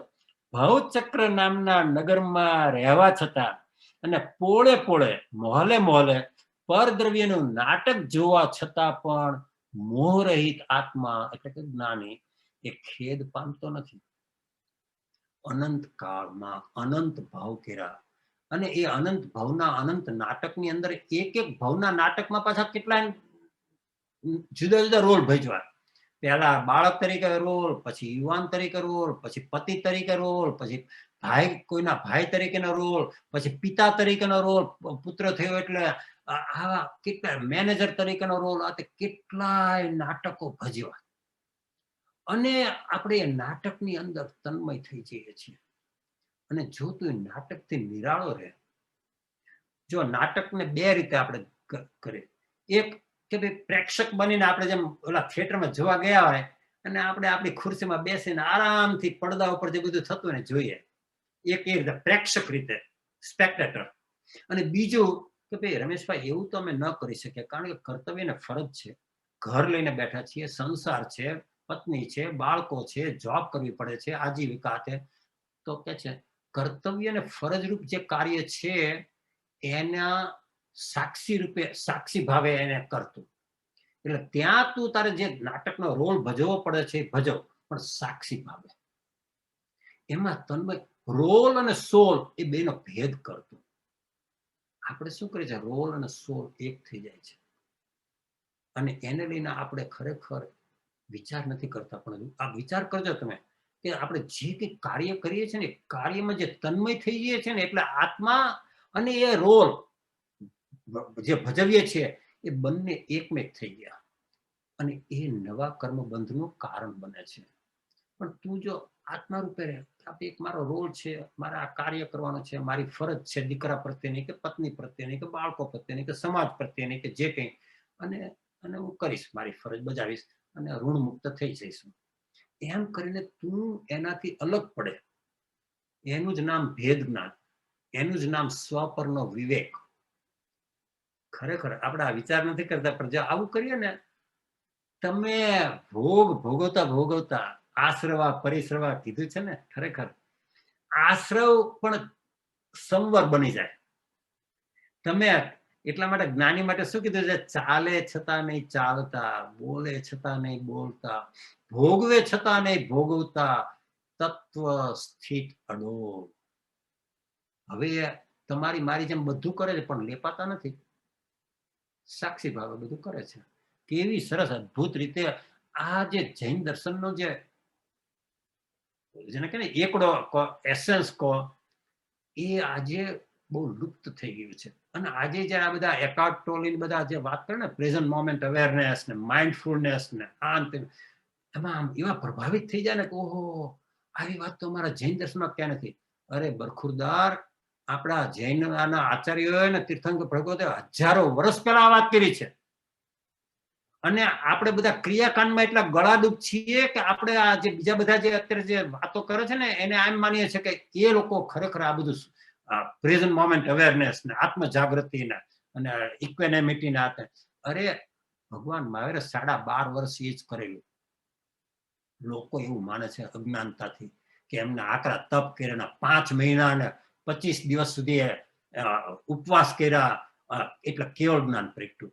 આ આપણી જૈન લોકોની જે એટલી બધી અજ્ઞાન ભરી માન્યતા છે કે એને લઈને આપણને આ બીજા બધા જયારે એકાર્ટ ટોલ લઈને બધા વાત કરે ને, પાવર ઓફ નાવ ને પ્રેઝન્ટ મોમેન્ટ અવેરનેસ, ત્યારે આપણને આમ અહોભાવ આવે, ઓહો.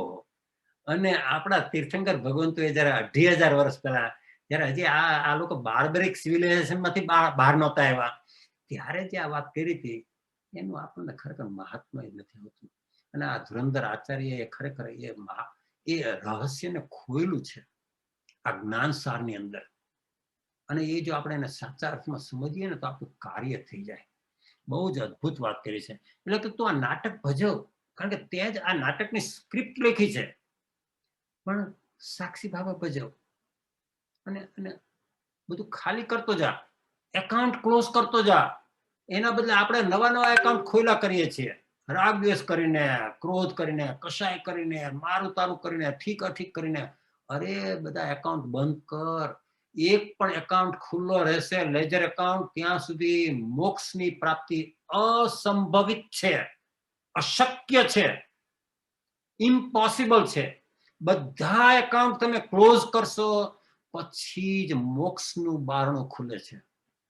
ત્યાં સુધી મોક્ષનું બારણું ખુલતું નથી. એ વાત એમને આ ગાથાની અંદર બહુ સ્પષ્ટ કરી કે ત્યાં આ બધા કેટલાય નાટકો પોળે પોળે મોહલે મોહલે ભજવાય છે. અને કોણ તેમાં લેપાતો નથી? મોહ રહિત એવો જે જ્ઞાની જે છે, મોહાશક્તિથી જે મૂંઝાયેલો છે અને હવે જે મોહ કરતો નથી અને સાક્ષી ભાવમાં રહે છે, એ લેપાતો નથી. આપણે પણ એ કરી શકીએ. એવું નથી કે આ એ અમુક જ જીવો કરી શકે. અને પછી આગળ એમને દ્રષ્ટાંત એટલા સરસ આપ્યા છે, એક એક દ્રષ્ટાંત પર કલાક બોલીએ ને તો ઓછું પડે એવું. સ્ફટિકનું દ્રષ્ટાંત આપ્યું એકદમ ક્લિયર સ્ફટિક હોય, એ આપણને ક્લિયર દેખાય, પણ એની પાસે તમે લાલ ફૂલ લાવો ને એટલે લાલ રંગની જાય પડે, એટલે સ્ફટિકને એવો ભ્રમ થાય કે હું લાલ રંગનો થઈ ગયો. એ લાલ ફૂલને તમે સ્ફટિકની પાસે કરોડ વર્ષ સુધી રાખો ને, પછી પણ જેવું તમે એને દૂર કરશો ને, સ્ફટિક હતું એવું ને એવું ક્લિયર. હવે આને તમે આત્મા ઉપર દ્રષ્ટાંતને બેસાડો.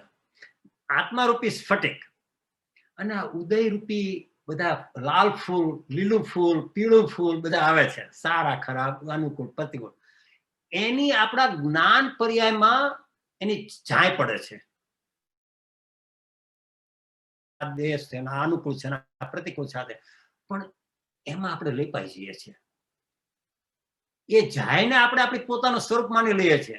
આમ કેમ થયું, આમ ન થયું તો સારું હતું, મેં ના પાડી હતી તોય થયું, આ તે એ બધું જે કરીએ છીએ ને, એનો અર્થ એવો થયો કે એ ઉપાધિને આપણે આપણી પોતાની ઉપાધિ માનીએ છીએ.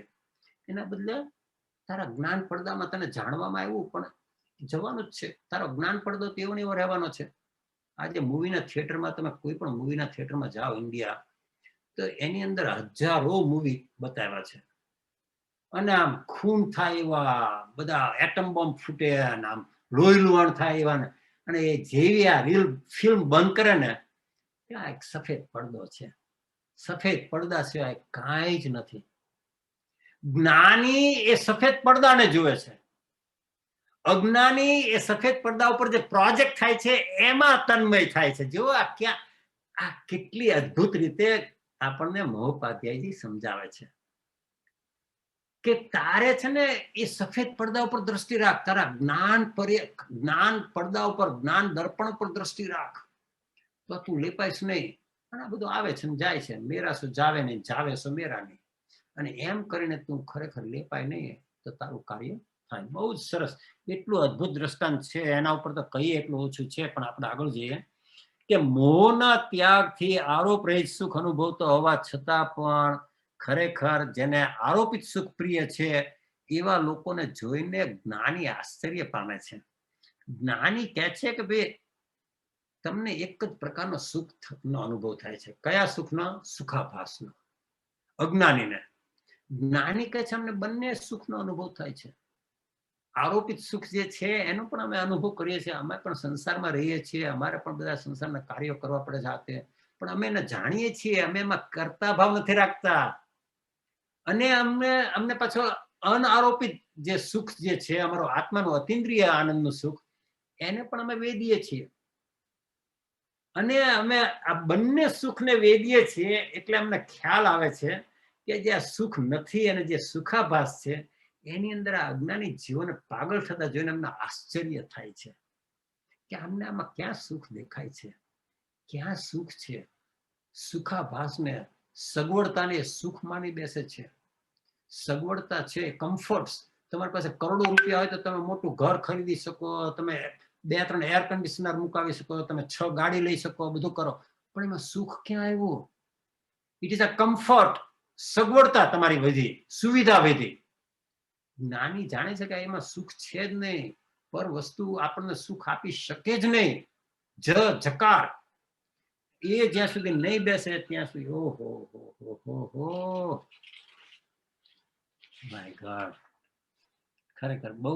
એટલે આ મોહ ત્યાગ અષ્ટકની અંદર એમને એટલી અદ્ભુત વાત કરી છે કે તું તારા જ્ઞાન દર્પણની સામે જો, જ્યાં સુધી તું જો, અજ્ઞાની છે ને એ કાચના મિરરમાં જોવે, અને અહીંયા જરા આમ છે ને અહીંયા આમ કરે છે ને, આમ સ્ત્રી હોય તો જરા આમ વાળ ને આમ વાળ ને બધા લટકા મટકા બધું કરે. કયા શેમાં? કાચના અરીસામાં. જ્ઞાની કાચના અરીસામાં જોઈને કઈ નથી કરતા. જ્ઞાની પોતાના જ્ઞાન દર્પણમાં જોઈને પોતાના પરિણામનું અવલોકન કરે છે કે મારા આચાર આજે કેવા હતા, મારા જ્ઞાનાચારમાં કઈ શિથિલતા હતી આજે મને કંઈક આ કોઈ વ્યક્તિ પ્રત્યે ખરાબ ભાવ આવી ગયો, હું મારા પોતાના જ્ઞાનમાં ન રહી શક્યો, આજે મેં ક્રિયા કરી આ સરસ મજાની પૂજા કેવું, એમાં મારું ખરેખર મન અંદર સ્થિર નહોતું. એ પોતે પોતાના જ્ઞાન દર્પણમાં પોતાના આત્માનું નિરીક્ષણ કરે અને પછી આચારને સરખા કરે કે ના હવે હું ક્રિયા કરીશ ને તો આવી રીતે નહીં કરું, આમ કરીશ. અજ્ઞાની આમ મારું કેવું મોઢું સરસ દેખાય છે, શું છે આ તે કાચ ને, એને તો જ્ઞાન દર્પણ જેવું છે એની પણ ખબર નથી હોતી. અને આ બહારના મિરરમાં જોઈને એ લટડા પુડા કરતો હોય છે. બહુ જ સરસ રીતે આ વાત આપણા 4 અષ્ટક થયા. 5મું જ્ઞાન અષ્ટક છે, બહુ મહત્વનું છે. આપણે 9:45 થયા છે. મને એમ છે જરા ક્વિકલી જરા થોડું લઈને પછી આવતા વખતે પૂરું કરશું. આ જ્ઞાન અષ્ટક શા માટે મૂક્યું? મોહનો તમારે ત્યાગ કરવો છે. મોહનો ત્યાગ, તમે મોહ ક્યાં ઉત્પન્ન કર્યો? આ જો વિચાર, આખું જ્ઞાનસાર જે છે ને, નામ જ આપ્યું છે જ્ઞાનસાર, ક્રિયાસાર ન કીધું, જ્ઞાનસાર. તો મોહ ક્યાં ઉત્પન્ન થયો? આત્માના પરિણામમાં, માન્યતામાં. મારો દીકરો, મારું ઘર, મારી પત્ની, આ રમેશ તે હું, એટલે માન્યતામાં તે મોહ ઉત્પન્ન કર્યો છે. ઉપજે મોહ વિકલ્પથી સમસ્ત આ સંસાર. તો હવે તારે એ મોહને જો દૂર કરવો હોય ને, તો તારે જ્ઞાન વગર એ મોહ દૂર થાય જ નહીં. Period, end of the story. એટલા માટે તરત જ મોહ ત્યાગ પછી જ્ઞાન અષ્ટક મૂક્યું. આ મહોપાધ્યાયજીની આ જે વિચક્ષણતા, આ જે સાંકળી રૂપે જે આ બધા મૂક્યા છે ને અષ્ટક, એનો વિચાર કરશો ને ત્યારે ખ્યાલ આવશે કે આ જ્ઞાનીની, આ ધુરંધર આચાર્યની સ્પષ્ટતા કેટલી હશે, ક્લેરિટી કેટલી હશે. ખરેખર વિચાર કરો તમે. અને કે જ્ઞાનથી જ તું મોહનો ત્યાગ સાચા અર્થમાં કરી શકીશ, નહીતર દમન જ કરીશ તું, શમન નહીં થાય. એટલે એમને પહેલી જ ગાથામાં ભૂંડનું દ્રષ્ટાંત આપ્યું. અજ્ઞાની જેમ જેમ ભૂંડ છે વિષ્ટામાં જ મોઢું નાખે, એના પ્રત્યે જ રાગ થાય, એવી રીતે અજ્ઞાની છે ને એ પર વસ્તુમાં જ ખરેખર રાગ કર્યા કરે. અને એની સામે જ્ઞાનીના માનસરોવરના હંસની સાથે સરખાવ્યો કે માનસરોવરનો હંસ છે ને એ ક્યાંય આડીઅવળી જગ્યાએ જાય જ નહીં. એ સાચા મોતીનો ચારો ચરે અને એ માનસરોવરમાં જ કેલી કરે. અને એવી જ રીતે જ્ઞાની જે છે ને એ જ્ઞાનમાં જ મગ્ન રહે, નિમગ્ન થાય. અજ્ઞાની છે અજ્ઞાનમાં નિમગ્ન થાય. બધું મારું કેવું સરસ ચાલે છે, મારી કેવી હોશિયારી આતે, એમ કરીને એમને બહુ સરસ રીતે સમજાવ્યું છે. અને આગળ પછી એમને એક વાત જે કરી છે ને બહુ સરસ કરી છે. એક જ પદ, સૂત્રાત્મક વાક્ય, એક જ વાક્ય, એના ઉપર તમે ઘોલન કરો, એની અંદર તમે ઊંડા ઉતરો, તમારું કલ્યાણ થઈ જાય. ઘણા લોકો એવું માને છે કે આપણે આ કેટલાય શાસ્ત્રોનો અભ્યાસ કરીએ પછી આપણી ચાંચ ડૂબે, પછી આપણને થોડી ખબર પડે. અહીંયા બહુ અદભુત વાત કરી છે મહોપાધ્યાયજીએ. અને એમને કયું દ્રષ્ટાંત છે? મારુષ માતુષ ને પૂછે, આટલો જ જ્ઞાનનો ક્ષયોપશમ. પણ એમને એ સૂત્રાત્મક વાક્યનો મર્મ પકડી લીધો એ શિવભૂતિ મુનિએ, પામી ગયા. વિચાર કરો તમે. એટલે અહીંયા કહે છે કે તું આવા જે સૂત્રાત્મક વાક્ય જે છે, આત્મ ભાવના ભાવતા જીવ લહે કેવળ જ્ઞાન રે તિથૈરા મે પશ્યંતુ. યશો વિજયજી મહારાજ એના પર કેટલો ભાર મૂકે છે. આવા જે સૂત્રાત્મક વાક્ય, એનું તું ઘોલન કર, એનું તું ચિંતન કર, એનો મર્મ કાઢ અને તું પામી જઈશ. એટલે જ્ઞાનનો ક્ષયોપશમ છે ને એ અગત્યનો નથી, મોહનીયનો ક્ષયોપશમ અગત્યનો છે. અને જેને પણ એ મોહનીયનો ક્ષયોપશમ થશે શેનાથી? જ્ઞાનથી. ભલે જ્ઞાન થોડું હોય, પણ જો તમે એના અંદર ઊંડા ઉતરશો, મર્મ એનો પકડશો, એટલા નાના નવકાર મંત્ર મહાપદ, એ મહાપદને સમરો નહીં એ સમાન કોઈ સુમંત્ર છો, ભજીને ભગવંત ભવંત લહો. આ નવકાર મંત્ર એને જેને, એનો તો મહિમા કેટલી જગ્યાએ એટલો બધો ગાયો છે ને કે આપણે અત્યારે એને વાત કરવી પડે. તમે કોઈ પણ આવા અર્યંત સિદ્ધ કે આ આત્મભાવના ભાવતા જીવ લહે કેવળ જ્ઞાન તિથૈરા મે પશ્યંતુ સમાહિવર ઉત્તમમ દિંતુ સિદ્ધા સિદ્ધિ મમ દિશંતુ. આ બધા એવા અદ્ભુત સૂત્રાત્મક વાક્ય કહો કે શબ્દો કહો, અને એના અંદર તમે ઊંડા ઉતરો ને, સમાહિવર ઉત્તમમ દિંતુ, હે પ્રભુ મને આવી સમાધિ આપો. અને એના ઉપર ચિંતન કરો કે કેવી સમાધિ, અને એ આપી શકે તો કેવી રીતે આપી શકે, ત્યાં મારે ઉપાદાન કારણ કેવી રીતે મારે પ્રગટાવવું. અને એમ કરતા કરતા તમે એના ઊંડાણમાં ઉતરો ને, તમે પામી જાઓ. આમાં કઈ તમે હજારો શાસ્ત્રોનો અભ્યાસ કરો પછી જ તમને સમ્યક દર્શન થાય એવી કોઈ વાત નથી. જો હોય પૂર્વ ભણેલ પણ જો જીવને જાણ્યો નહીં તો સર્વે અજ્ઞાન પાખ્યું સાક્ષી છે આગમ અહીં. નવ પૂર્વના જ્ઞાનને અજ્ઞાન કીધું, જો તે આત્માને જાણ્યો નહીં તો. અને એ જ વાત અહીંયા મહોપાધ્યાયજી એટલી અદભુત રીતે કરે છે. મારુષ માતુષ આ એક આટલા સૂત્રમાંથી એ પામી ગયા અને એની વાત કરે છે કે ભાઈ તું એક એવા સૂત્રાત્મક વાક્યને પકડીને એને મુષ્ટિ જ્ઞાન કીધું છે, એને એ તો તારું કામ થઈ જશે. અને આ આત્મ સ્વભાવની પ્રાપ્તિનું કારણ સંસ્કાર છે, અને એ સંસ્કાર જે છે એ જો નથી તો એના સિવાયનું બીજું બધું જ્ઞાન છે ને બુદ્ધિનું પાંડિત્ય છે, અંધત્વ છે. અને એ પ્રમાણે જ્ઞાનીએ પાછો એટલી સરસ રીતે વાત કરી કે તું જ્યાં સુધી આ તારી બુદ્ધિનું દેવાળું ફૂકે છે, તારી બુદ્ધિનું વિપર્યાસ પણ છે, ત્યાં સુધી તારું કાર્ય થવાનું નથી. એટલે એમને કીધું, બહુ જ સરસ વાત કરી છે. આત્મ અજ્ઞાને કરી જે ભવ દુઃખ લહીએ રે, આત્મ જ્ઞાને તે ટળે એમ મન સદ રહીએ રે. જ્યાં લગી આત્મતત્વ, જ્યાં લગી આત્મા તત્વ ચિન્યો નહીં, ત્યાં લગી સાધના સર્વ જૂઠી. માનુષી દેહ તારો એમ એળે ગયો, માવઠાની જેમ વૃષ્ટિ ઉઠી. નરસિંહ મહેતા લો, કબીરજી લો, શ્રીમદ રાજચંદ્ર લો, યશો વિજયજી લો, બધા જ્ઞાનીનું એક જ કહેવું છે. અને એ આપણે કહેવું સાંભળ્યું છે અનંતવાર, શ્રવણ અનંતવાર કર્યું છે, પણ આપણે આપણા પરિણામમાં આચરણમાં એને ઉતાર્યું નથી. અને એ જ્યાં સુધી નહીં ઉતારીએ ત્યાં સુધી કાર્ય થવાનું નથી. આપણે આ જ્ઞાન અષ્ટકની જે બીજો ઉત્તરાર્ધ જે છે એ આપણે આવતા વખતે લઈશું. કોઈને કઈ પ્રશ્ન હોય તો પ્રશ્ન લઈએ, નહીતર હજી એકાદી બે કડી લઈએ. આ જે જ્ઞાન સાર જે છે ખરેખર ખાલી હું સ્વાધ્યાય કરાવું છું એટલે નથી કહેતો. ભક્તિ યોગાચાર્યને સાથે મેં 18 દિવસ એમની સાથે પાદ વિહાર કરેલો છે, અને 9 દિવસ પછી અમે તારંગા સાથે ત્યાં હતા ત્યારે મેં એમનો લાભ લીધેલો છે. અને હું હોળી કરતો હતો એ વખતે તારંગામાં, અને ત્યાર પછી પણ મેં એમની મૌન શિબિર પણ એટેન્ડ કરી છે. અને એમણે મને ખરેખર કીધું કે રમેશભાઈ, તમે આ જ્ઞાન સારનો અભ્યાસ કરો, અને અભ્યાસ કર્યા પછી તમે અભ્યાસી છો એટલે તમે પછી બીજાને સ્વાધ્યાય કરાવો.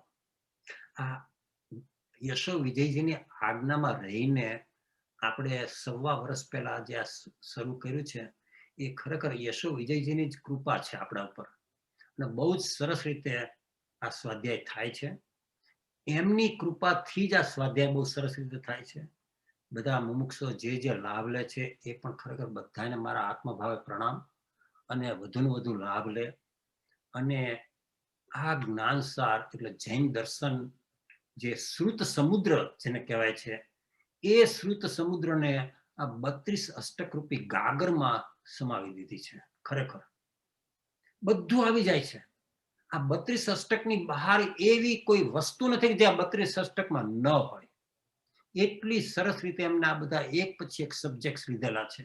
ક્રિયાષ્ટક, ઇન્દ્રિય જયષ્ટક, ત્યાગ અષ્ટક, મૌન અષ્ટક, નિર્લેપાષ્ટક, નિષ્પ્રહાષ્ટક, આમ એક પછી એક શિક્ષર મારી છે ખરેખર. અને આપણે આવતા બુધવારે, મને નથી લાગતું કે આ 2 સ્વાધ્યાયની અંદર આનું રિવ્યુ થાય, પણ આપણે આવતા બુધવારે જરા રિવ્યુ જરા જુદી રીતે કરશું. મેં આજે બધા શ્લોક બાય શ્લોક લેવાનો પ્રયત્ન કર્યો, પણ મેં જોયું કે એની અંદર તો નથી થવાનું. એટલે હવે પછી હું એની થોડી સિનોપ્સિસ સાર બનાવીશ, અને પછી એ સાર ઉપર આપણે થોડું ચિંતન મનન અને સ્વાધ્યાય કરીશું. તો કદાચ એ રીતે પૂરું થવાની શક્યતા છે. તેજસને એક ક્વેશ્ચન છે. હા, બોલો. તેજસભાઈ, ગો અહેડ. પ્રણામ પ્રભુ. મને આપે જે ન અહમ ન મમ જે કહ્યું ને એ ઓબ્વિયસલી સમજાય છે, મનાય છે. મારે જસ્ટ ખાલી એના વિશે થોડું વધારે જાણવું. તમે થોડું વધારે પ્લીઝ ક્લેરિફાય કરો. જો બને તો થોડો દાખલો આપીને ઉદાહરણ આપીને થોડુંક સમજાવો 2 મિનિટ તો વધારે ડિટેલમાં. Thank you. જો નાહમ તળાવ અહમ મમ એને સમજ. અહમ એટલે પોતાપણું કરવું. આપણે જે પોતાનું સ્વરૂપ નથી એવી પર વસ્તુમાં પોતાપણું કરવું એનું નામ અહમ. જેમ કે આ દેહ તે હું, આ રમેશ તે હું, એ અહમ થયો. પછી સ્ત્રી, પુત્ર, પદ, પ્રતિષ્ઠા, લક્ષ્મી, અધિકાર, એમાં જે મારાપણું કરવું કે મારી સ્ત્રી, મારું ઘર, મારી પત્ની, મારા બાળકો, મારો આ બધો વેપાર, આ તે એ મમ. અને આ અહમ મમ થી અહમથી કર્તા ભાવ પ્રગટે છે, અહંકાર કહો કે કર્તા ભાવ કહીએ, અને મમ થી મમત્વ ભાવ પ્રગટે છે. અથવા તો અહમ જે છે એ દર્શન મોહ સ્વરૂપ છે અને મમ જે છે એ ચારિત્ર મોહ સ્વરૂપ છે. અને તમારે એ બંનેમાંથી જો બહાર આવવું હોય તો કૃપાળદેવે કીધું છે કે હું દેહાદી સ્વરૂપ નથી, એનો નિષેધ કર. હવે આપણે બધા હજી સંસારમાં છીએ એટલે રાગ થઈ જવાનો. સમજે છે ને આ તેજસ? બહુ સરસ વાત છે, તારો પ્રશ્ન વ્યાજબી છે. આપણને રાગ થઈ જવાનો, કારણ કે હજી આપણે મુનિ દશાએ કે એવા આગળની દશાએ પહોંચ્યા નથી. પણ જ્ઞાની કે છે રાગ થઈ ગયો, ચિંતા નહીં કર, પણ તરત એનો નિષેધ કર કે આ રાગ એ હું નથી, આ રાગ એ મારો સ્વભાવ નથી. જેટલી જલ્દીથી તમે એનો નિષેધ કરો એટલી જલ્દીથી તમે સેન્ટરમાં આવી ગયા. જેમ કે તમને તારા દીકરાએ તને કંઈક સમાચાર આપ્યા, સારા સમાચાર, અને તને એ વખતે જે રાજીપો આવે, તને આનંદ આવે, પણ પછી તું જાગૃત થઈ જા અને કે આ બધું ઠીક છે, દીકરાને એના પૂર્ણ એના ફળ, એમ કરીને તું પછી પાછો જે સંભાવમાં આવી જા, એ ના હમ ન મમ. સમતા ભાવ એ આગળ આવવાનું છે સમ અષ્ટક ની અંદર. આ જ્ઞાન અષ્ટક પછી તરત જ સમ અષ્ટક મૂક્યું છે, એની અંદર આવવાનું છે કે આ જે સમતા ગુણ પ્રગટાવવો એ જ ખરેખર ના હમ ન મમ નું વશીકરણ રૂપી મંત્ર છે, અથવા તો એક ગુણ છે કે જે ગુણને લઈને ખરેખર અહમ અને મમ બંનેનો છેદ ઉડી જાય છે. અને સમતા ગુણ એની વાત આના પછીના જ્ઞાન અષ્ટક પછી તરત જ આવે છે. આ જ્ઞાન પ્રગટાવવું એ કઈ સહેલી વાત નથી. સમજ્યા તે સમાઈ ગયા, એ સમજણ. અને સમજણ આવી ક્યારે કહેવાય કે ભાઈ હવે મારે કશાયનું શમન થાય છે, દમન નહીં શમન. સમજણ પૂર્વક કશાયનો નિગ્રહ થવો. તને ક્રોધ આવે અને સામે નિમિત્ત બળવાન હોય અને તું કહે ભાઈ આમની સામે હું કઈ કરી નહીં શકું, અને પછી તું શાંત રહે, તો જ્ઞાની કહે છે કે એ શાંતિ એ કશાયનો નિગ્રહ નથી, કારણ કે તું જાણે છે કે ભાઈ એની સામે મારું કઈ ચાલવાનું નથી, એટલે તું શાંત થઈ જા. તને એવું લાગે કે ઓ જોયું અને આવું કીધું તો હું તો શાંત રહ્યો. અંદરમાં તું ઉકળતો હોય કે ક્યારે લાગ મળે ને ત્યારે હું આને જોઈ લઈશ. સમ જે આપણે વાત કરવાના છે આવતા બુધવારે, એ સમજણ પૂર્વક કે ભાઈ મારામાં પ્રતિકાર કરવાની શક્તિ છે, હું સામે નિમિત્ત વાળાને ખરેખર જવાબ પણ આપી શકું એમ છું, પણ તેમ છતાં શાંતિ રાખવી, સહનશીલતા રાખવી, સંભાવમાં રહેવું, સમતામાં રહેવું, એ સાચું ના હમ ન મમ. સમજાય છે? એટલે આપણામાં જ્યારે સમતા ગુણ પ્રગટે ત્યારે આપણને આપણામાંથી અહમ તૂટે, મમત્વ તૂટે. Is that correct? અને સમતા ગુણ એમને એમ કે ઓવરનાઇટ નથી પ્રગટવાનો. You have to keep practising. આપણે જ્યારે સંસારમાં છીએ એટલે આપણે બધા સંયોગો આવવાના જ છે, સારા ખરાબ અનુકૂળ પ્રતિકૂળ. આ એ વખતે you have to practise it. દેરાસરમાં નહીં, તારા ઘર મંદિરમાં નહીં, પણ તારી પત્ની તને કંઈક કહે, તને ન ગમે એવું, તારો દીકરો તને કંઈક કહે ન ગમે એવું, તારો કોઈ મિત્ર તને કહે કંઈક ન ગમે એવું, એ વખતે જ્ઞાન હાજર થવું જોઈએ કે આ તો કર્મનો ઉદય છે, મારા એવા કોઈ કર્મનો ઉદય છે, એટલે આ નિમિત્ત રૂપે ટપાલી રૂપે મને એને કંઈક આવા અપશબ્દ કીધા કે કંઈ પણ. અને પોતાનો દોષ દેખાવો જોઈએ એ વખતે. સ્વદોષ નિરીક્ષણ. તું વિચાર કરીશ તો સમજાશે કે આપણા જીવનમાં જે કંઈ ખોટું બને છે, ખરાબ બને છે, એના જવાબદારી આપણી પોતાની જ છે. મારા પોતાના ખરાબ કર્મનો ઉદય હોય ત્યારે જ મને કોઈ આવીને ગાળ આપી જાય, અને એ બચારો એમાં નિમિત્ત બન્યો. he was just the messenger. ટપાલ આપી અને હું એના પર ગુસ્સો કરું કે ત્યાં કેમ આવા ખરાબ સમાચાર લાવ્યો, કેવી મૂર્ખામી છે. એટલે ઉદય પ્રસંગે એ જ્ઞાન હાજર થવું જોઈએ. ખ્યાલ આવે છે? અને આને આપણે ઓલા રાગ ને દ્વેષમાં કેવી રીતે કનેક્ટ કરવું એ થોડુંક ક્યારેક કન્ફ્યુઝ થઈ જવા છે. અહમ ને મમત્વ અને રાગ ને દ્વેષમાં કેવી રીતે કનેક્ટ કરવું? જો અહમ એટલે શું? મને અહમ એટલે એમાં એમ જ કે બધું હું મોટો, કે આ બધું મારું, મારા પણ છે. અહમ ખોટી માન્યતા માંથી અહમ પ્રગટે છે. આ દેહ તે હું ખોટી માન્યતા, રોંગ બિલીફ. એમાં પછી મને દેહ પ્રત્યે અહંકાર આવે. મારો દેહ કેટલો સરસ છે, મારું શરીર બરાબર છે, મારું કોલેસ્ટ્રોલ બરાબર છે, અને આપણને ખરેખર એનામાં આનંદ આવે. ખોટી માન્યતા એ અહમ. પણ આ ખોટી માન્યતાને લઈને શું થાય છે તેજસ, કે હવે જે દેહને અનુકૂળ જે છે ને, બધા પ્રત્યે મને રાગ થશે. જેમ કે તારા દેહને અનુકૂળ તારી પત્ની કરે બધું, તને ગમે, એ રાગ. અને તારા દેહને પ્રતિકૂળ થાય એવું કે કોઈ બોલે, ન ગમે એવું બોલે, ન ગમે એવું કરે, તને દ્વેષ થાય. પણ આ બંને ઉત્પન્ન ક્યાંથી થયા? ખોટી માન્યતા, અહમમાંથી. હા, દર્શન મોહ એનું મૂળ છે. દર્શન મૂળ છે. પેલા જો તું કે ને કે આ તો દેહના માટે કઈક દાળ બનાવી અને દાળ બરાબર ન થઈ, દાળનો ભોજન કોણ કરવાનું છે? તારો આત્મા કરવાનો છે કે તારો દેહ? શરીર, મારો દેહ. શરીર કરવાનું છે, બરાબર. તો કે આ શરીર તે હું નથી, તો પછી હવે દાળમાં થોડું મીઠું ઓછું પડ્યું, શાંતિ રાખવાની. બહુ બધું પ્રેમથી કહેવાનું કે આજે જરા દાળમાં ઓછું છે મીઠું, મને આપ જરા મીઠું, વાત પતી ગઈ. પણ એના બદલે આપણે શું કરીએ? આપણે બધી જનરલ વાત કરો છો તારે તો કે ભાઈ તને ખબર નથી પડતી, આટલા વર્ષથી દાળ બનાવે છે ને તે ચાખી નહોતી, મને પીરસા પહેલા આપણે એના પર તડી પડીએ કે કેમ તે ચાખી નહોતી, કેમ તે મને એમને પીરસી, મારે ફરીથી માગવું પડે છે, આમ તેમ ફલાણું ઠીકણું.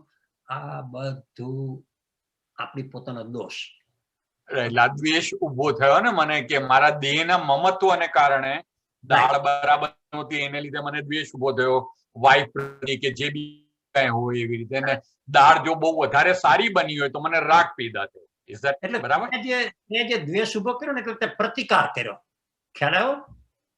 પ્રતિકાર છે એ નવા કર્મબંધનું કારણ બને છે. પણ જો તે એવો પ્રતિકાર ન કર્યો હોય ને, અને તું પ્રીતિને કહે ને કે ભાઈ જરા નેક્સ્ટ ટાઈમ ધ્યાન રાખજે, જરા મીઠું ઓછું છે, તો તે પ્રતિકાર ન કરો, પ્રતિસાદ, રિસ્પોન્સ, અને એમાં કર્મબંધ ન થાય. કારણ કે તારા મનમાં કોઈ દ્વેષ નહોતો, કોઈ તંતુ નહોતો, કેમ આમ થયું કેવું નહોતું, તે એનો સ્વીકાર કરી લીધો. પણ ખાલી એને ખ્યાલ આવે એટલે તે કદાચ એને કીધું હોય કે ભાઈ જરા મીઠું ઓછું છે, તો એમાં દોષ નથી. પણ આપણે જે તડી પડીએ એ દોષ. ઓકે, સમજાય? આ વસ્તુ બધી જગ્યાએ લાગુ પડે છે. જોબ ઉપર લાગુ પડે છે. મેનેજર આપણને કંઈક કહે અને તું જાણતો હોય કે આ મેનેજર ખોટું કહે છે, અથવા તો એને સાચી વસ્તુની ખબર નથી, હું જાણું છું, પણ તોય તે વખતે શાંતિ રાખવી એ પ્રતિસાદ. અને એ વખતે મેનેજરની સામે ખરેખર જરા કંઈક એવું સ્વચ્છંદપણે બોલવું, આ તે કરવું, અને આપણે જે બે વચ્ચે થોડું વૈમનસ્ય ઊભું કરીએ એ દ્વેષ, અને એ નવો કર્મબંધ પામે. આપણે સંસારની બધી જ પ્રવૃત્તિમાં બધું થતું જ હોય છે, એટલે અહમ ના કરો ને મમત્વ ના. બસ બરાબર. અને તમારે રિસ્પોન્સ આપવો પડે. તમારે કદાચ પૂછીએ તો તમારા બોસને કહેવું પડે કે આ મારી દ્રષ્ટિએ આવી રીતે આમ છે, પણ તેમ છતાં તમે કહેતા હોય તો હું આ રીતે કરીશ. સો નાવ યુ આર ક્લીન. પણ તમે એમ કહો કે ના આ રીતે જ થવું જોઈએ, આ જ સાચું છે, અને તમે પાછા ઘણા જો હોશિયાર હોય છે કે if you don't agree with that I will go to our supervisor, higher level, and I will put a pressure on you. વાત આખી કેવી બગડી જાય. તારે ને તારા બોસ વચ્ચે બાપે મારા વેર જેવું થઈ જાય. રાઈટ. એના આમાં અહમ સોરી ગો અહેડ. સ્વીકાર કરી લેવાનો. તારે કહેવાનું કે મારી દ્રષ્ટિએ આમ થવું જોઈએ અને તેમ છતાં તમે જે કહો એમ કરીને તું you just stay out. Okay, એટલે આમાં અહમથી રાગ ને દ્વેષ છે, આમાં મમત્વથી પણ એ જ કે રાગ ને દ્વેષ છે, કે આમાં તમે પત્નીનું ને સનનું ને એનો દાખલો આપ્યો કે એમાં સનને કઈ થયું એને લીધે પણ મને રાગ થઈ ગયો, એમ કે એને પ્રમોશન મળ્યું કેવું કઈ એવી જ રીતે અપ્લાય કરવાનું એમ. એ જગ્યા દીકરા માટે સમાજ માટે પણ ધારો કે અત્યારે આપે એક દ્રષ્ટાંત લઈ કે મહેશભાઈ આટલી સરસ રીતે આપણી આ બધી સેવા આપે છે આપણને આ સ્વાધ્યાય માટેની, અને અચાનક જ પ્રદીપભાઈ કે સંઘના આગળ પડતો બોર્ડ મેમ્બર કેમ કહી દે કે ભાઈ મહેશભાઈ તમારી હવે જરૂર નથી, અમે બીજા જે છે એના એબીસી ને એને આપવાના છે. મહેશભાઈ શાંતિથી કહે ઓકે તમે કહેતા હોય તો મને આઈ ડોન્ટ માઇન્ડ કન્ટિન્યુઇંગ, પણ ઇફ યુ રિયલી એનો સ્વીકાર કરી લે. હવે સ્વીકાર ન કરે, અને આ તો એક દ્રષ્ટાંત છે મહેશ, આઈ નો કે you will never do this, આ તો એક સમજો, પણ એના બદલે લે હું આટલું સરસ કરું છું, ટાઈમસર બધું કરું છું, કોઈ જગ્યાએ કઈ કોઈ ફરિયાદ કરી એવું નથી કર્યું, અને તોય મને કીધું કે ના આવા બીજાને આપી દેવાનો છે. પ્રતિકાર, અને આ પ્રતિકારની અંદર નવો કર્મ બંધ. દરેક જગ્યાએ પહેલા એક્સેપ્ટન્સ આવવું જોઈએ, દરેક જગ્યાએ અનુકૂળ બને ત્યારે પણ અને પ્રતિકૂળ બને ત્યારે પણ, અને એક્સેપ્ટન્સ આવ્યા પછી you respond it, you don't react, you respond. બેમાં બહુ ફેર છે, ખ્યાલ આવ્યો? રિએક્શન ની અંદર તું ખરેખર દ્વેષ ભાવ પ્રગટ કરે છે, રિસ્પોન્સ ની અંદર કે ભાઈ સત્ય વસ્તુ શું છે એ તું રજૂ કરવાનો પ્રયત્ન કરે છે, બસ. ઓકે, બરાબર, થેન્ક યુ. શ્યોર. બીજા કોઈને પ્રશ્ન? સરસ પ્રશ્ન, સારો હતો. સંતોષ જઈને પ્રશ્ન હતો પણ એને પછી હાથ નીચો કરી દીધો. સંતોષજી, संतोष जी आपके छोटे छोटे प्रभु को मेरा जय जिनेन्द्र. संतोष भाई ड्रॉप થઈ ગયા રમેશ ભાઈ. કઈ વાંધો નહીં. આઈ થિંક આપણે સમયની મર્યાદા છે. ખૂબ ખૂબ બધાનો આભાર, બધાને મારા આત્મભાવ પ્રણામ. બહુ જ સરસ રીતે આપણે આ જે થોડું સંકલન અને થોડું રિવ્યુ કરીએ છીએ, અને કદાચ 2 સ્વાધ્યાયમાં થશે કે નહીં આપણે પ્રયત્ન કરીશું, અને પછી જોઈશું કે શું કરવું, ત્રીજો સ્વાધ્યાય રાખવો ન રાખવો, શું એ આપણે આવતા બુધવારે આપણે થોડોનો વિચાર કરીશું. આપણે હવે અંત મંગળ લઈએ. મંત્રે મંત્રો સ્મરણ કરતો કાળ કાઢ્યું હવે આ, જ્યાં ત્યાં જો પર ભણી ભૂલી બોલ ભૂલું પરાયા, આત્મા માટે જીવન જીવવું લક્ષ્ય રાખી સદાય, પામું સાચો જીવન પલટો મોક્ષ માર્ગી થવાને, પામું સાચો જીવન પલટો મોક્ષ માર્ગી થવાને. સદગુરુ દેવ કી જય, પરમ કૃપાળુ દેવ કી જય, ત્રિલોકના નાથ કી જય, સબ સંતન કી જય, આનંદ ઘન. કદાચ કઈ પણ આગમ વિરુદ્ધ બોલાવ્યું હોય તો અર્યંત સિદ્ધ ભગવાનની સાક્ષીએ અને તમારા બધાની સાક્ષીએ મિચ્છામી દુક્કડમ. બધાને મારા જય જીનેન્દ્ર, જય પ્રભુ, જય સદગુરુ વંદન, અને બધાને મારા આત્મભાવે પ્રણામ.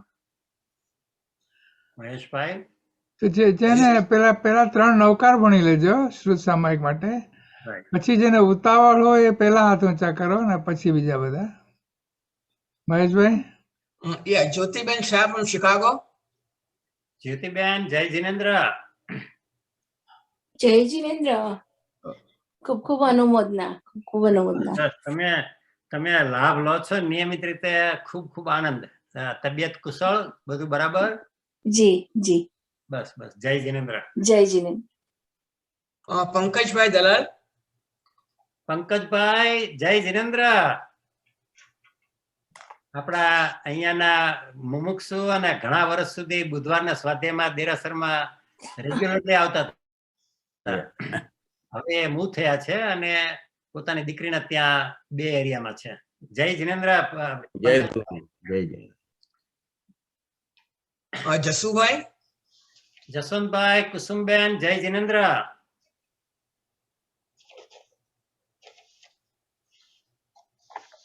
એમને mute કર્યું છે. પ્રદીપભાઈ શાહ, મિશન વિહર. તેજસભાઈ નો પણ હાથ ઊંચો છે. એની એકાઉન્ટિંગ સીઝન છે હમણાં. હા હા, કઈ મારી એકાઉન્ટિંગ સીઝન તો પતી ગઈ, પણ એનીવે પ્રદીપભાઈ લે કે હું પ્રદીપભાઈ, જય જિનેન્દ્ર. તેજસ, જય જિનેન્દ્ર, જય પ્રભુ.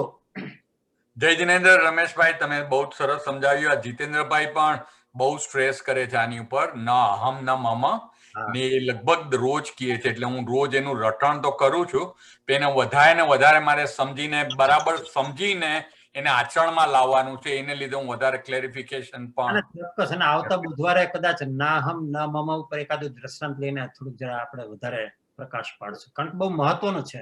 બહુ જ મહત્વનું છે. Thank you. જય જિનેન્દ્ર. જય જિનેન્દ્ર. પ્રદીપભાઈ શાહ, મિશન વિહર. પ્રદીપભાઈ, જય જિનેન્દ્ર. રમેશભાઈ ઉતાવળ નહીં કરતા, 3 થાય તો 3 થવા દેજો. એને બદલે 3, એમાં શું ફરક પડવાનો છે? ના ના, તમારી વાત ખરી છે.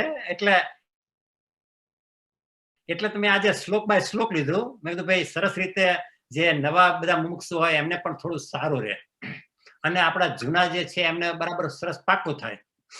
બરાબર. રમેશભાઈ, જય જિનેન્દ્ર. જય જિનેન્દ્ર. જસવંતભાઈ, કુસુમબેન, કેમ બહુ છો? સરસ. હું અને મમ્મ બહુ સરસ રીતે સમજાયું, બધું સરસ સમજાયું, મગજમાં ઉતરી ગયું. હું અને અહમ. બસ બસ બસ. અને તમારે તો છે જ નહીં હું ને અહમ. એ તો ના, નથી, અમારે તો નથી. આ ઉંમરે શું હોય હવે અહમ ને મમ્મ? બધું છોડી દીધું છે. શું જવાનું છે હવે? પણ તમને કહું જસવંતભાઈ કે તમારા કરતા પણ મોટી ઉંમરના મેં જોયેલા છે કે જેમને અહમ અને મમ હોય હજી. સાચી વાત તમારી. તમે બહુ ફરો ને બહુ જુઓ ને કરો એટલે અનુભવ મારે વધારે હોય. પણ તેમ છતાંય ખરેખર છૂટે છે, કોઈ પણ ઉંમરે છૂટે એ તો બહુ મોટી વાત છે. સાચી વાત છે. ચલો, જય જિનેન્દ્ર. પ્રભુ જય જિનેન્દ્ર. પ્રભુ જય જિનેન્દ્ર. જય જિનેન્દ્ર. કુંદનબેન દેસાઈ. કુંદનબેન, જય પ્રભુ, જય જિનેન્દ્ર. જય જિનેન્દ્ર. બહુ સરસ સમજાવો છો તમે. બસ બસ. તમે બધા લાભ લો છો એ ખરેખર મારા ઉપર જેને કે ને કે મને પણ આટલો લાભ થાય છે. એટલું રિવ્યુ કરવું, એનો થોડો વિચાર કરવો, ચિંતન કરવું, તમે બધા પણ એમાં મને ખરેખર ખૂબ મદદરૂપ થાવ છો. અમને પણ જ્ઞાન મળે છે ને. જય જિનેન્દ્ર. અંજનાબેન. જય જિનેન્દ્ર રમેશભાઈ.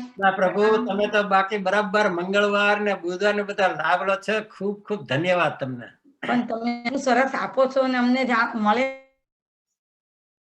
છે તો પછી લાભ લઈએ ને. આવતીકાલે સવાર પૂરી કરીને નિર્જરા ભાવના શરૂ કરવાના છીએ. કાલે મહત્વની છે. હા, અચ્છા. ચોક્કસ. ના, બહુ સરસ છે બધું. જય જિનેન્દ્ર. પ્રણામ બધાને. પ્રણામ. પ્રદીપભાઈ શાહ, લાભરાડા. રમેશભાઈ, જય પ્રભુ, જય જિનેન્દ્ર. જય જિનેન્દ્ર, જય પ્રભુ. પ્રદીપભાઈ, કેમ છો?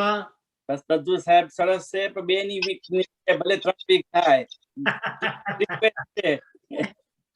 હવે આ 3P જયારે કે ત્યારે પછી મારી બહુમતી, હું માઇનોરિટી માં આવી જાઉં છું. અમે બધા જૂના છીએ ને એટલે. બરાબર. દીપકભાઈ શાહ. ઓહો, દીપકભાઈ, જય જિનેન્દ્ર, જય પ્રભુ. જય પ્રભુ. ધન્યવાદ તમને. અમદાવાદ થી મુમુક્ષુ જીવ છે ત્યાં ખૂબ લાભ લે છે. જ્ઞાન મંદિર ને બધી જગ્યાએ, કોબા વગેરે. બંને જણા દીપકભાઈ અને વનિતાબેન ખૂબ સ્વાધ્યાય નો લાભ લે છે, અને સાધના પણ બહુ સારી કરે છે. યશો વિજયજીના બધા શિબિરમાં અને બધામાં ખૂબ સરસ રીતે લાભ લે છે. જય જિનેન્દ્ર, જય પ્રભુ. એક રિક્વેસ્ટ હતી, ઇન્ડિયા ટાઈમ લખો ને જરા. હા, ઇન્ડિયાનો ટાઈમ લખો. હા, ના, લખશું ચોક્કસ. તમારું ખાલી એટલું યાદ રાખવું કે 12.5 કલાકનો ડિફરન્સ છે. હું દીપકભાઈ તમારું અમારા ગ્રુપમાં મૂકી દઈશ, એટલે તમને એની ઈમેલ પણ મળે. એની અંદર હોય છે ઇન્ડિયા ટાઈમ. હા, કારણ કે શું એક દિવસ અગાઉ છે ને પાછળ છીએ હા રાઈટ. ના ના તમે પાછળ તમારે 19 તારીખે અમારે 20 તારીખ આગળ ના તમે આગળ છો, અમે પાછળ છીએ. એટલે તારીખ ફરક પડી જાય. હા રાઈટ રાઈટ. તમારે સવારના ત્યાંના 9 વાગ્યાનો ટાઈમ હોય બરાબર. જય પ્રભુ. વનિતાને યાદી આપજો, જય જિનેન્દ્ર કહેજો. જી જી જી. ભારતીબેન શેઠ. ભારતીબેન જય જિનેન્દ્ર, જય પ્રભુ. ભારતીબેન તમારે અનમ્યુટ થવું પડશે.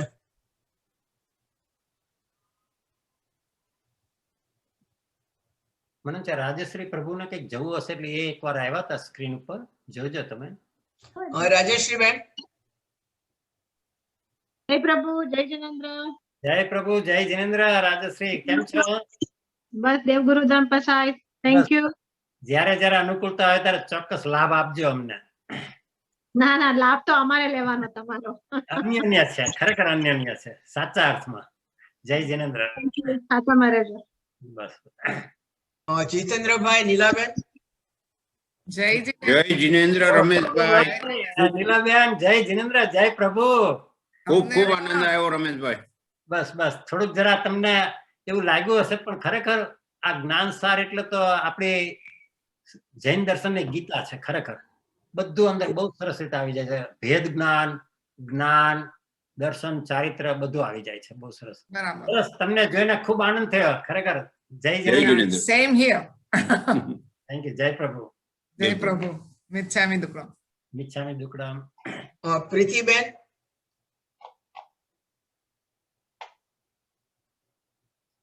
જય જિનેન્દ્ર સાહેબ. હું નવી એન્ટર થઈ છું, ટ્રાય કરું છું સમજવાની, પણ બહુ બહુ આભાર તમારો. સરસ સમજાવો છો આપ. પ્રીતિબેન, આમાં કોઈ નવું નથી ને કોઈ જૂનું નથી, બધા અનાદિથી જ છીએ આપણે. અને ગમે ત્યારે જોઈન કરીને હરણફાળ કરવાની અને આગળ નીકળી જવાનું બસ. કારણ કે આની અંદર પ્રીતિબેન મારે એની તલવાર. એટલે તમારી જેટલી રુચિ પૂર્વક તમે પુરુષાર્થ પડો ને એવી રીતે તમારી ગાડી તરત જ વેગ પકડે. એટલે બસ રુચિ વધારવી અને સત્સંગ, સ્વાધ્યાય, સત્સંગ કરતા રહેવું. જય જિનેન્દ્ર. કિશોરીબેન. કિશોરીબેન તો જૂના જોગી છે. કિશોરીબેન જય જિનેન્દ્ર. તમે અનમ્યુટ કરો, તમને લાભ મળે થોડો. હતી ને ત્યારે જે કોવિડ ના હિસાબે એ મારે મિસ થયેલું, એ આજે બધું રિવાઇઝ થઈ ગયું. ખૂબ સુંદર, ખૂબ સુંદર. મેં બધું લખી પણ કાઢ્યું, કારણ કે હું 4 મહિના 5 મહિના નથી ને, હું તમને કહેતી હતી ને કે મારે મિસ થયેલું કીધું ને એટલે મને યાદ આવ્યું. મારે એ શરૂઆતમાં કહેવાની જરૂર હતી કે આ જે આપણે રિવ્યુ કરીએ છીએ ને એ એટલું બધું કોન્સન્ટ્રેટેડ છે, કારણ કે આપણે 60 જેટલા શ્લોક અને 1.5 કલાકમાં કરીએ એટલે બધાને વિનંતી છે કે થોડી નોટ્સ કરજો, એના જે મુખ્ય પોઈન્ટ્સ હોય એ લખજો. ઘણું બધું છે, કારણ કે આમાં બી છે ને જ્ઞાન એટલે તમે જો એ નોટ કર્યો ને તો એ નોટ બહુ ઉપયોગી થશે ખરેખર. જય જિનેન્દ્ર. જિનેન્દ્ર ખૂબ સુંદર. Thank you. Thank you. આભાર. સુલુબેન. કોણ? સુલુબેન. નવા છે સુલુબેન. જય જિનેન્દ્ર. અમે ફિનિક્સ થઈ છે. અમે જીતુભાઈ નીલાબેન ના ખાસ ફ્રેન્ડ થઈએ. ઓહો. રમેશભાઈ ફ્રેન્ડ એટલે અમારા ફ્રેન્ડ, કારણ કે અમારા જીતુભાઈ સાથે વર્ષોથી સંબંધ છે.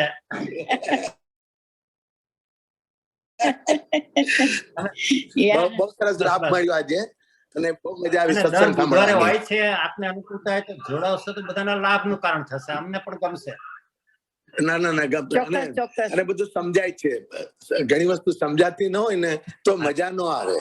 અને તમને કહું સુનીબેન કે 10 વસ્તુમાંથી એક વસ્તુ સમજાય ને તો પણ જીવનું કલ્યાણ છે. ખરેખર સરસ મજાના સૂત્રાત્મક પોઈન્ટ્સ બધા છે સારા. ઘણું સરસ સમજાય છે ને સરસ. જય જિનેન્દ્ર. જય જિનેન્દ્ર. જય જિનેન્દ્ર. પ્રદીપભાઈ અનામિસ. રમેશભાઈ ઘણો આભાર, બહુ સરસ. અને તમે ટાઈમ ની ચિંતા જ છોડી દો. એ પ્રશ્ન તમારા મનમાં ઉભો જ ન થાય તો બહુ સારું. પ્રદીપભાઈ તમે કઈક જયારે આ ચાલતું હોય છે ત્યારે તમે દેખાતા નથી હોતા, એટલે કદાચ યુ આર સ્ટેઇંગ બિઝી કે વોટ એવર, પણ આઈ હોપ કે you are taking a very active role. Oh yes, oh yes. એટલે જ કહું છું કે તમારે છે ને ટાઈમ ની ચિંતા જ છોડી દેવાની છે. હવે ટાઈમ ની ચિંતા તો રાખતો જ નથી, પણ તેમ છતાં મેન્શન એટલા માટે કરું છું કે બધાને 2 સ્વાધ્યાયનું કીધેલું હોય ને એટલે આપણે કહેવું પડે કદાચ એ બધા સમજી જશે. હવે છોડી દે ને, એકદમ છોડી દે. ખાલી સબ્જેક્ટ નું ધ્યાન રાખો, બસ એટલું જ. રાઈટ. જય જિનેન્દ્ર. જય જિનેન્દ્ર. જય જય રમેશભાઈ. મહેશભાઈ, જય જય સાહેબ. તમારી સેવા બદલ તો જેટલું કહીએ એટલું ઓછું છે. You welcome Rameshbhai. In such a short time, you have really picked it up so good. Yes. I got a good guru, Rameshbhai. હા, ખરેખર પ્રદીપભાઈ બહુ ડિટેલમાં સરસ રીતે સમજાવતા હોય છે. મહેશભાઈ સવાયા નીકળ્યા, સવાયા. યા, સાચી વાત છે. ચાલો, જય જય રમેશભાઈ. જય પ્રભુ. અચ્છા, રજા લઈએ રમેશભાઈ. હા, બસ મહેશભાઈ, બસ રજા આપો. જય જિનેન્દ્ર. જય જય સાહેબ. જય જિનેન્દ્ર. મહેશભાઈ, જય જય બેન. મહેશભાઈ, આજનું પદ બહુ સુંદર હતું. કોનું હતું? કોનું? હેલો. મને કોઈ મોકલાવેલું અમદાવાદ થી. હવે કોને પ્લે કર્યો મને ખ્યાલ નથી. I'll play again tomorrow or Friday. No, એવું હશે તો. પણ બહુ સરસ હતો મહેશભાઈ, really very. Okay. Yeah, Pradeepbhai enjoyed it. Maybe send her the link, YouTube link. No, I'll do that. If you can find the YouTube link. હું તમને મોકલી આપીશ YouTube એના પર, WhatsApp પર. તમે હા, હું એ જ કહેતો હતો કે મહેશભાઈ તમે WhatsApp આપણો ગ્રુપ જે છે ને એની અંદર હું મોકલી દઈશ રમેશભાઈ, હું મોકલી દઈશ. બરાબર. Very good, very good. By the way, Anjana Ben is number 1 in Swadhyaya attendance now. હા, ખરેખર, really. He has overtaken me. And she is very particular. Yes. અને સ્વાધ્યાય પણ એ રેગ્યુલરલી અટેન્ડ કરે છે. અરે વાત બહુ ન સરસ પૂછો. સ્વાધ્યાય. આ પ્રદીપભાઈ જેવા આટલું બધું સરસ કામ કરે તો આપણે લાભ ન લેવો જોઈએ? એ વાત એ સાચી છે, ખરેખર. હા, તો પછી મહેશભાઈ બંને પોતાનો ટાઈમ આ બધા સ્વાધ્યાય પાછળ એટલો બધો આપે છે. હા, તો પછી આપણે સાંભળવાનું છે ચાલુ કરીને, બાકી મેન તો એ લોકો કેટલું વર્ક કરે છે. Right, I agree. બરાબર. એ લોકો એટલે રમેશભાઈ. તમે ને મહેશભાઈ પણ કેટલું બધું કરો છો. આ અમે તો બધું ટપાલી છીએ, ટપાલી. ઈધર કા ઉધર. એ તો આપણે ભગવાનના માર્ગમાં આપણે બધા જસ્ટ પથિક જ છીએ, ખરેખર. બસ. Right, right. ચાલો બધાને જય જિનેન્દ્ર, જય પ્રભુ.